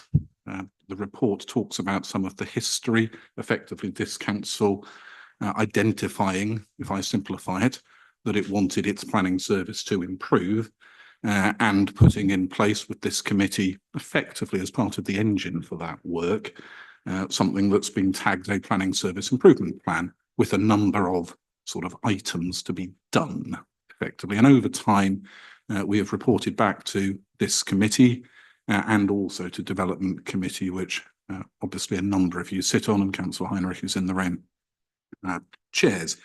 From my take, we're now getting towards the end of the process. And in the next 2 or 3 months, I suspect I'd honestly be able to say, I think we're done on this. Don't think we're quite there yet, but we are now very close to it. And whilst I'm, as many of you know, relatively new to this council, I think evidence suggests that over the last 2 or 3 years, unconnected to me being here, your planning service has improved. And that is now recognised nationally. As I've been sat quietly at the back, listening attentively, I promise, and doing a few emails at the same time, you know, I've been approached by a different council saying actually they'd like to come and learn from us here, because they've noticed the stuff that's highlighted in paragraph 3.2, that we're now nationally recognised as one of the best in terms of speed and quality of decisions, which is a nice place to be. We're definitely not perfect, but that external validation is a pat on the back and is worth showing to people. I'm not going to go through the report in detail. I'm sure you've looked at it, and in the last few months, Development Committee have been at the centre of agreeing a few and discussing a few changes of approach, which from my perspective pick up on both the PSEP work we're doing and just general improvements more broadly. Just want to comment on a couple of bits of feedback. There are two sort of scoring mechanisms we've put forward to you here in sections 5 and 6. One is seeking views of our customers. Crudely, we do that a lot, but we get very little by way of numeric feedback. I'd have to say, bearing in mind we're getting the better part of 3,000 applications a year, to be at 50 people bothering to fill in the form afterwards isn't particularly high. But crudely, once you've got your permission, you're probably quite happy to just get on with life and don't notice the sort of the attachment to something. So I think we possibly need to think through how we get better feedback, but the feedback is generally positive. And I know a number of people in the room have been to one, I don't think anybody's been to more than one other than possibly me, of our town and parish council training sessions we've done over the last few months. We've now done 7. We've had something like 150 people turn up. We asked them after the event, what do they reckon it goes? And bearing in mind, at times that can be a challenging bunch of people and a challenging audience. You know, I'm quite pleased that our score on feedback and the feedback quantities have been pretty good, has generally been just over 4 on average out of 5. So 5 being my words, absolutely perfect, 0 being appalling, 4 is the sort of place I'd want to be at, and we are looking to continue those sessions. So we've dotted them around the district. So we've been to Holt, Fakenham, Wells, Stalham. In this room, I've probably forgotten a few. And North Walsham, I did North Walsham on the night that Mr. Sunak calls the general election. It rather impacted on attendance, I have to say, but hey ho, in that, guys, and we've done one virtually. We're looking to continue those, to continue the engagement, but probably, and we've been talking to Councillor Brown about this, skewing them a little bit so they're less the basics and they more might focus on a topic that have come out in some of those sessions. Couple of examples. How do we get a neighbourhood plan for our patch? Another example that's come out a few times, how do we write, I paraphrase, the perfect objection letter or the perfect supporting letter that's going to have the greatest chance of influencing committee, but all in all, going in the right direction. Appendix 1 kind of sets out the details bit. I'm not going to draw attention to anything in particular, but if you want to ask anything about that, I'll answer the easy ones and Maxine will answer the tricky ones. And there are a couple of recommendations at the end, broadly speaking, seeking you to note. One thing, note this report and probably welcome the progress made. One thing, Chair, I'd be interested in is whether you see this as the final report or whether you want something in, let's just say, 6 months' time. My intent is when I think we've got to the point of finish, will be to do something by way of lessons learned, and that shouldn't just be an internal take from Maxine and I. Probably I'd want to discuss it with a few of you as to how you think this has been good, bad or indifferent as a process, and at different points it's probably been a mix of all 3 on different issues, but I suspect that's enough from me, Chair, and more than happy to discuss any elements. Thank you very much, Officer Williams. That's very helpful. Certainly, from my own perspective, I recognise several of the points that you've made. In particular, this has been quite a long journey. It's been running for several years, and this committee was, I think, instrumental in setting out some years ago the issues that were of greatest concern to us. And I think in the intervening period, we have seen updates which have shown that direction of travel. It has been, I have to say, a positive experience from my perspective. And I think one test of that is when one receives feedback from applicants that we interact with for various reasons. I'm hearing more what I would call positive feedback. and constructive approaches being taken. And I think in terms of efficiency, in terms of transacting the business, I think there are noticeable differences that are being made there. I think we all tend to focus on, gosh, the date of that application is 2 years ago, or possibly even more. And so what is the story behind that? And there is always a story behind that. And it's about understanding why that was important to do that. So very grateful for what you've said, and I'll open it to further comments and questions. Councillor Hankin. Thank you, Chairman. I think I speak on behalf of all my colleagues that who would say they welcome the improvement that this process has brought about. In particular, my sort of objective has been to involve parish councils more in this process, and they have been, a number of them have been on the training courses, which would most welcome. The pre-application guidance, I think, is absolutely vital here. And I've seen instances where individual applicants have been appreciative of the guidance that they've got, and so therefore have framed a more particular application. Welcome the list, find them very helpful. And I think that whilst the process is not at an end, and Mr. Williams has just said it's still to be completed, I think the true measure of this will be in 6 months' time, something like that, to see just how effective it's been.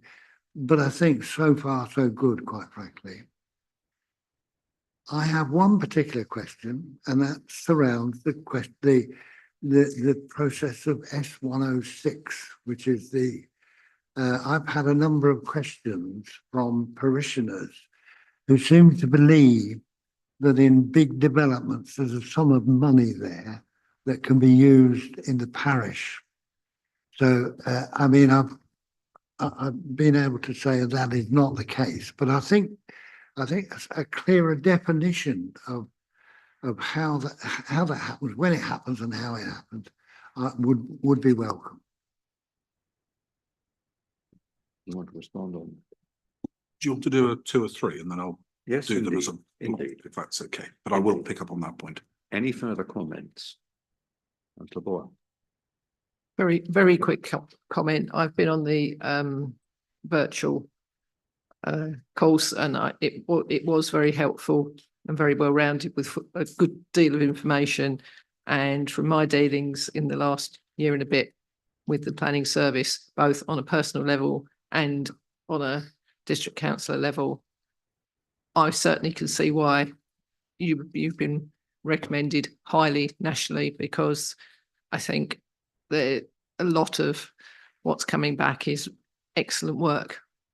And, you know, I think your hardest challenge is going to be staying at that point, actually, because, you know, you've turned something around, which was obviously very challenging, into a very much more manageable process. So I just wanted to give my personal thanks. Thank you. Councillor Heinrich. Thank you, Chairman. Yeah, firstly, I'd like to thank Mr. Williams and the whole planning team for the work that's gone in to this raft of, what did I say, improvements, but developments that will enhance the service. They were reasonably good before, but there were lots of little holes which needed refinement. And they're being filled very rapidly. Some the public will see, some, like the training that's gone on, they won't, unless it's parish councils.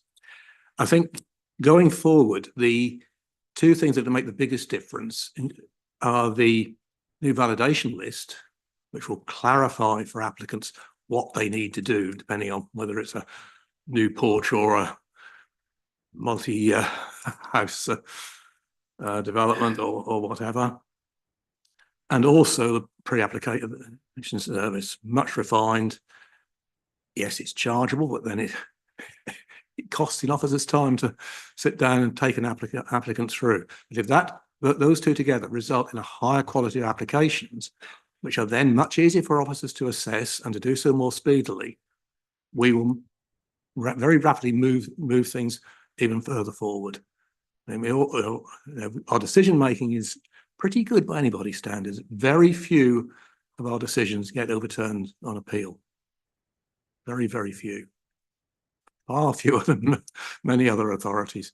So it's a case of, yeah, things change. We need to continue to review ourselves on an annual basis, look at what we need to do next. And still a cycle of school improvement that I spent too many years working in. Principles apply. Go back to McKinsey in the 90s on all of that. So thank you to the team, and I'm pleased that the way things are moving forward. Okay, thank you. Any other? Councillor Cushing and Councillor Holiday. Thank you, Mr. Chairman. Thank you, Officer Williams. This is really a very helpful report. One thing I'd just be interested of you to shed a little bit more light on is the management of the Section 102 agreements and payments. I do recall in years gone by that that wasn't well looked after, and we had payments owing to us for many, many years sitting in, languishing in there. So I understand as part of this process was to improve that. So I just understand what's been done, and just to you confirm to me that we haven't got all the money sitting in there owing to us from sort of 12 years back or whenever. Thank you. Thank you. Mr. Holiday. Thank you, Chair. As Officer Williams knows, I did my own little survey before I became a councillor on the I asked all the towns and parishes in North Norfolk what they thought about the planning department, and it wasn't quite so positive. And it's improved a lot since then, but I'm interested to see that we're not actually tabulating. We've taken responses from people attending the training services. We don't have a direct comparison from all the towns and parish councils, what they think of the, we know what the applicants think, but we don't know what all the town and parish councils think. So it'd be quite interesting to see how they actually moved on from April 21. And I'm really looking forward to seeing the performance monitoring, especially the some of the long, you know, if you take the extensions of times out, you know, how we actually do perform, and some of that data is going to be coming through. So I'm looking forward to seeing that. Though there is quite a lot of performance indicators, and I'm a little bit worried we'll be drowning, but there are some of them I think will be very important. So congratulations for putting that list together. Thank you. Any others? No, I've just got one of my own, and I'm mindful that we are looking at an era of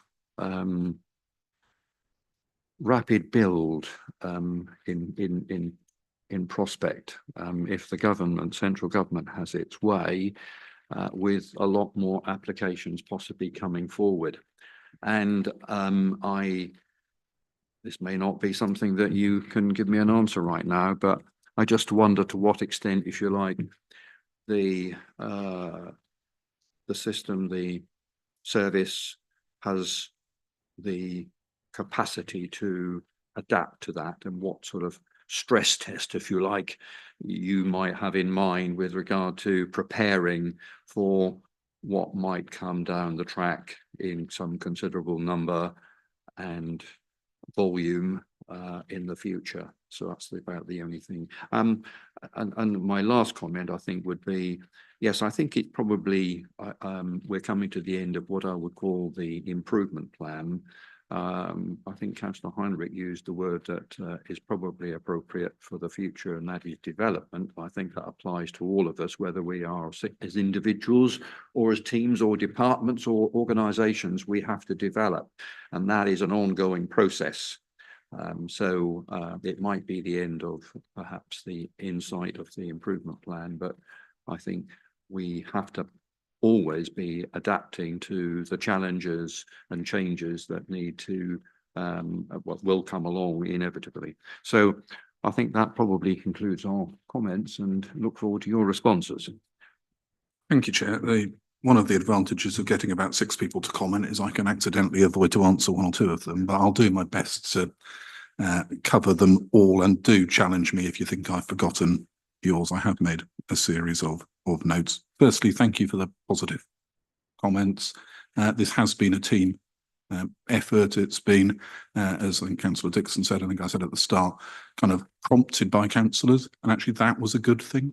Okay, I've worked elsewhere where, you know, if the improvement of a service just comes from within the service without corporate and organisational support, it is much more difficult to deliver. So for me, one of the positive lessons of this has actually been the political endorsement, and whilst it's been a bit of a millstone around my neck from a certain perspective, the fact of delivering the PSIP has been in every kind of corporate action plan since day one has been a very positive part of the process. So Maxine, Martin Fulcher, Jeff Lyon and numerous others have chipped in to deliver this, and I've just sort of front-faced the last couple of bits. So I'm just ticking these off as I go.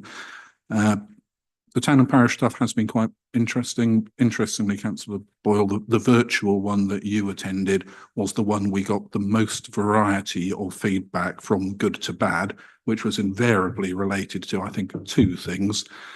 One, I have a sneaking suspicion I perform better when I'm stood in front of a group of people than I'm looking at a screen where all I can see is my slides for 45 minutes.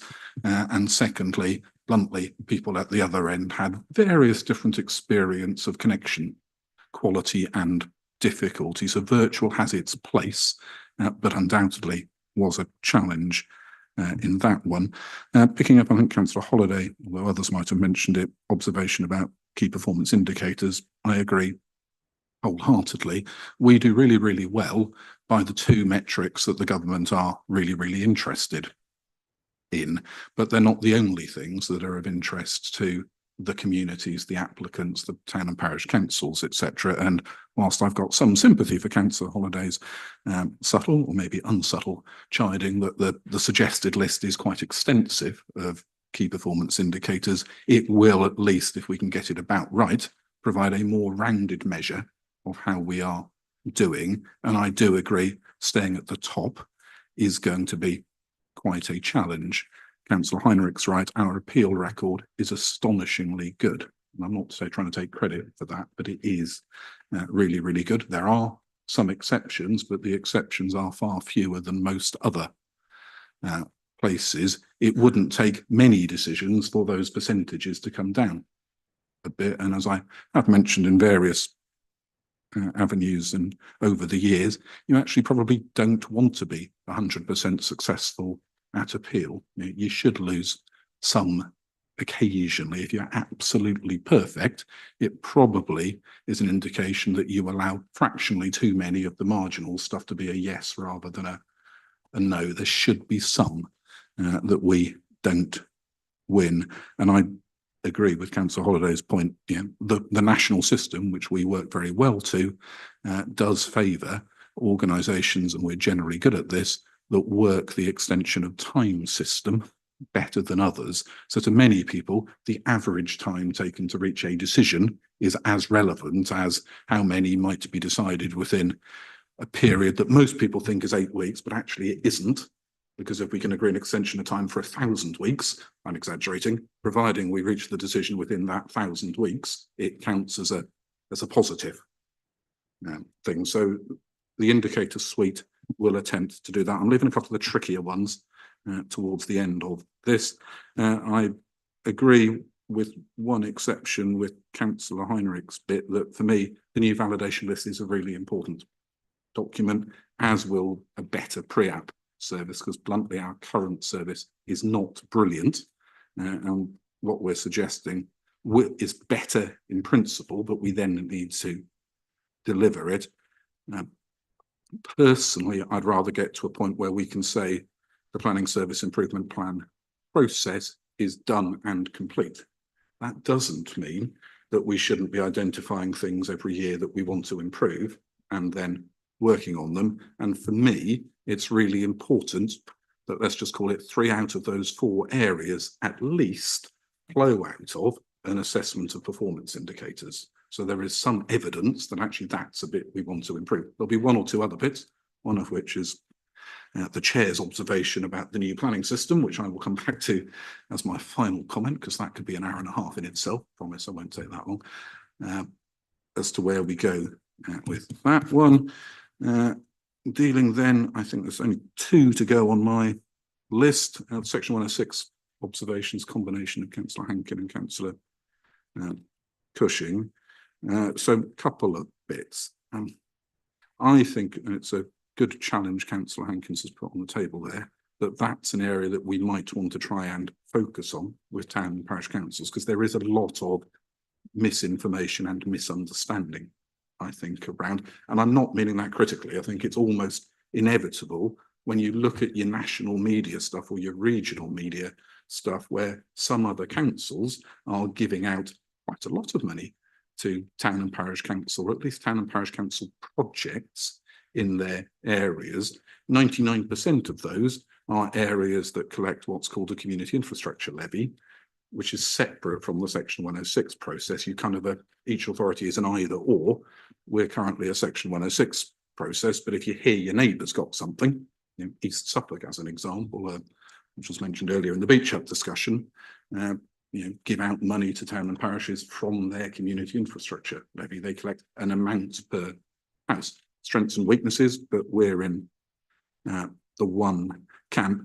Having said that, yeah, and we've been doing these in these town and parish council briefing sessions, there can be occasions where, and I'll give you an example in a second, where some impact or input from a town and parish council has skewed how we might think of an issue towards something where actually that town and parish will get something that, if not is cash in pocket, is certainly delivering something that they're looking for. So I'll just use an example. So, you know, partially because I know it and partially because it's quite a big one. So committee approved a development for 118 houses on Overstrand Road in Cromer. We were going down the normal planning process. We were going to charge them, can't remember what it was, certain amount for X, Y, and Z, and force them, sure they were very keen, but force them to provide a play area on site. But the town and parish council actually said, well, we think it would be better if you improved the play area on the park down the road. And it was literally 400 yards away, it wasn't far away. And probably rather than have, and I can't remember the numbers here, so I'm going to make it up, 75 quid for play and 25 quid for allotments, which was our sort of formulaic basis. And I have made those numbers up deliberately, it was far higher. You know, actually, we think the local need is for a bit more of, can't remember which way around it was now, one rather than the other. Discussion with the applicant, they were quite flexible. So there are ways and means of skewing it a little bit, but we are limited, and certainly we cannot collect money for stuff that doesn't relate to the development. It's got to be related, it's got to be policy compliant. There's tons of case law in this area. If this council ever goes down, and I'm not advocating it, the community infrastructure levy approach, which is equally got its nightmares, you get a little bit more flexibility. And I'm not advocating that because it wouldn't surprise me, different topic slightly, if the government changed that system at some point in the next 6 to 12 months. So I wouldn't bother starting on something of that ilk. Councillor Cushing's part of 106 was fractionally different one. So if I go back to my days of being in Suffolk, we used to get once a year the regular FOI requests from lots of the media saying, how much Section 106 stuff have you got in your piggy bank? And then they'd have a little league table of all the Suffolk authorities, and it would look embarrassing, bluntly, because you will always have something in the bank. The main tricks are twofold. One, ensuring that you don't get to a point where you have to give something back to the developer, because that's a bit of a disaster for all sorts of reasons. And secondly, that you're delivering on the projects in a timely manner. And probably actually there's a third bit. Thirdly, you're being transparent about what you've got and people can see stuff. So to date, most of our focus has been more in Section 1 and Section 3 of those three. So we've now got an online system where you can see what's about in that regard, called Lexicon or something like that, which is tied into our planning system, where we have been providing some information to towns and parishes, as to how they can see what's there.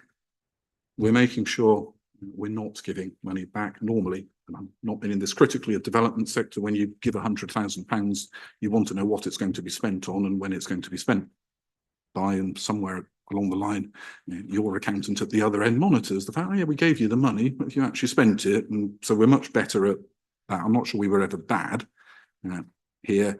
We do need to get better, I think, and this is not North Norfolk, this is planning generally, of making sure we deliver the projects as soon as possible. Because clearly, bluntly, if you're getting a new play area, it's much more beneficial if it's in year 1 than year 5 in that. Guys, so there is still work to be done on that one. And then the most difficult question, Chair, I'm sure it was accidental, was probably your one at the end as to what stress testing have we done for whatever is coming round the corner. And the honest answer is not a lot. Okay, so as I'm sure you all know, and I vaguely recollect Councillor Hankins asking me a similar question from a different perspective at Development Committee a couple of months back, the government's the new government has clearly put house building at the centre of its sort of localism part, I suppose, for want of a better phrase. And I'm not meaning that positively or negatively, but has taken a different tack than the previous government of reinstating and then changing housing targets across the country, whether rightly or wrongly. Michael Gove made a few changes in the last 12 months. The previous government that I think he's in the last few weeks said probably were interpreted differently than he'd intended them to be.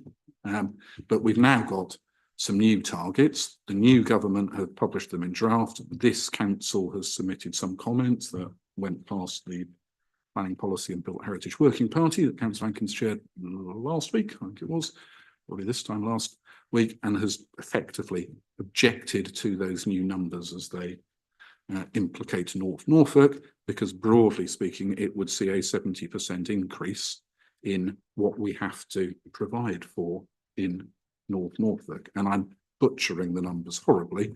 A 70% increase is going from 550 something to 900 something. It's significant, and effectively is another 8,000 units in a 20-year period across the district. Where on earth they would go is debatable. Okay. Even if this council allocate 8,000 units over the next 2 or 3 years, once we've got the current local plan done, who would build them, I think, is challenging.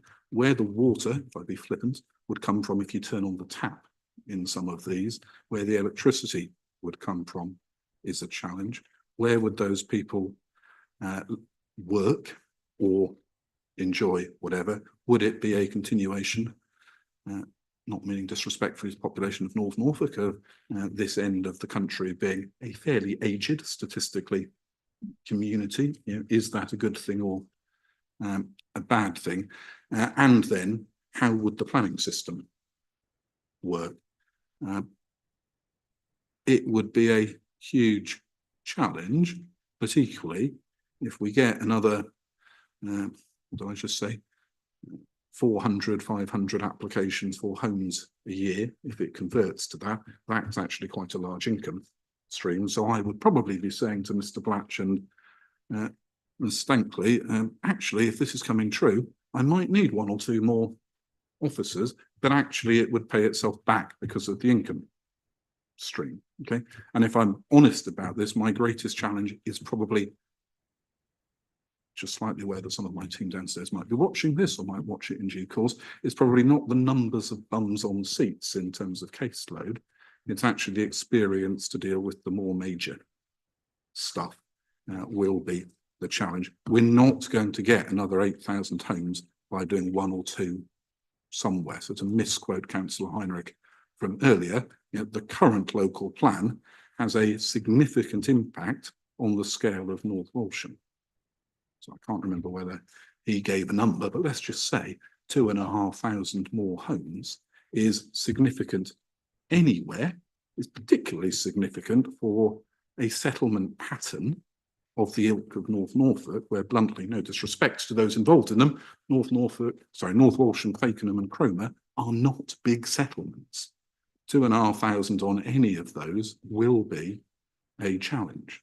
If we're then going to find another 8,000, with North Walsham already having 2,500, Fakenham having 1,000 plus still to be built, Cromer constrained somewhat by the blue thing to its north and the AONB or whatever I'm supposed to call it to its south.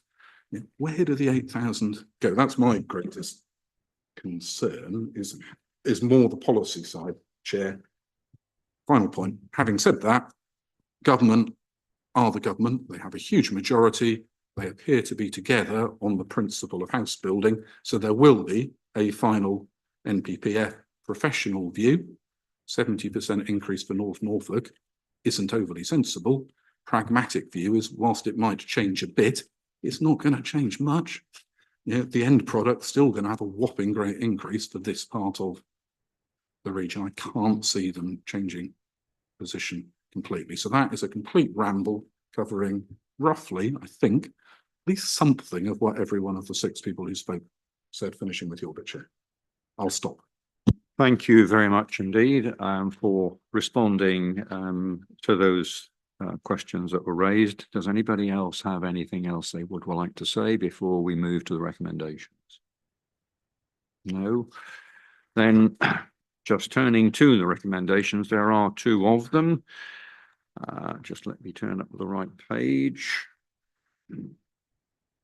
So the first one being that the committee welcomes the changes and improvements made as the consequence of the planning service improvement plan process. Are you comfortable with that? Any dissenters on that?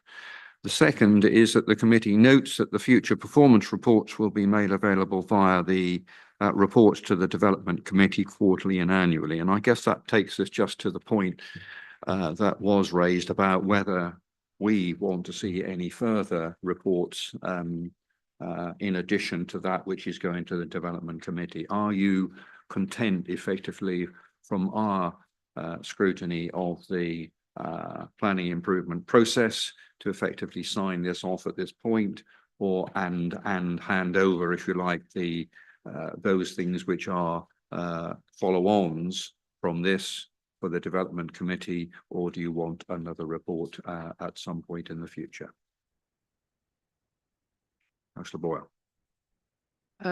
My consideration would be that we could hand it back to development committee, and if they're not happy at any point that they feel there's something that it would be beneficial for overview and scrutiny to look at, I'm certain that they would be passing it to us anyway as an additional topic. So I'm quite happy with B. Thank you. Okay, thank you for that. Any other views? No?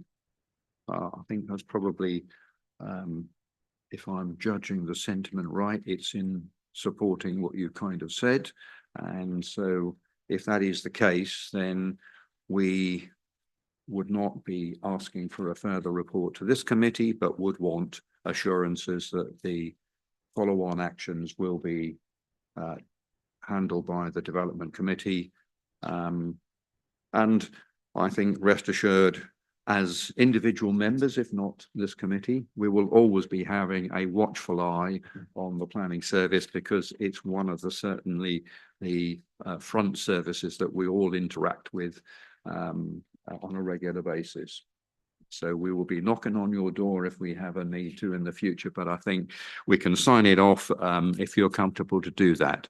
So there are the 2 recommendations. Can I have a proposer and a seconder for those? Mr.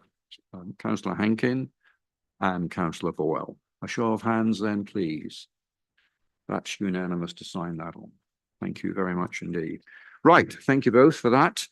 Can we move on then to the overview and scrutiny working programme at 13, please? Just quickly, Chairman, just to let the committee know, there has been a change in the work plan in relation to the committees in November and December, so that the committees can focus in on the council's budget. With the November meeting in the medium-term financial strategy, budget monitoring, and any other potential budget savings here for pre-scrutiny as we just had at this meeting. In essence, I see that as a bit of the nuts and bolts in terms of how the council puts together its budget. And then the December meeting will be the full set of budget proposals and the fees and charges. You comfortable with that? I think the focus that we all recognise, the financial sustainability, the financial issues of the council are uppermost in our minds, and I think it is right to give a clear run with regard to that process. So, are you content then to accept the working programme as presented? Okay, thank you very much indeed. Then we don't have any other business to exclude the public, but we do have one other matter that I need to cover, and that is that this is the last meeting that Neil, our scrutiny officer, will be supporting us. So this is your final meeting, and I need to say that your time with us, which has been just over 10 months, has been a valuable time for us, a valuable time for me as the chairman. You have brought to the committee in that time some valuable steps of improvements, and in particular to processes, to the focus of our committee, and to our practices, even down to the way in which we are sitting and the way in which others are sitting in the chamber. And I hope that's generally welcomed as a step forward. So, and I believe I'm going to be more specific, I think, and say that two significant items in our business today, which were challenging, which was the car park and the beach huts one, I would say that I not only compliment the members of the committee for the way in which you engaged and delivered on that, and I think that's in no small way due to you giving us support and encouragement, and in some ways, as I said, refocus and sharpen our processes. So I think that I'm not sure what the future holds for you, but I'm sure we would all wish you well in that regard, and that you should go with I think, recognition that you have played no small part in moving the committee forward. We know that there's more work to be done. There's always work for all of us in terms of developing and improving, but I think I would combine, if you like, the credit that you deserve to the credit, and also the credit to members that they have, I think, delivered in ways which are certainly a step forward for the future, and I want to see that continue. So thank you very much indeed, Neil, for your good work. I will just hand over to you to say what the succession arrangements will be, because that is a matter of the concern for us as well. As I understand it, Chairman, there has been a locum appointed, who's an experienced officer, has worked at another Norfolk council, and he's due to start work on Monday and has a contract for a number of months. But I also understand that there will be a permanent post advertised as well, so that you will have a locum who's experienced for a while, and then there'll be a replacement to me, hopefully in the not too distant future. Okay, thank you. So members, are you comfortable with that? And if you are, then I formally can close the meeting, and thank you very much indeed for everybody, as I said, for your contributions today. And we wish you well, Neil, for the future. Thank you.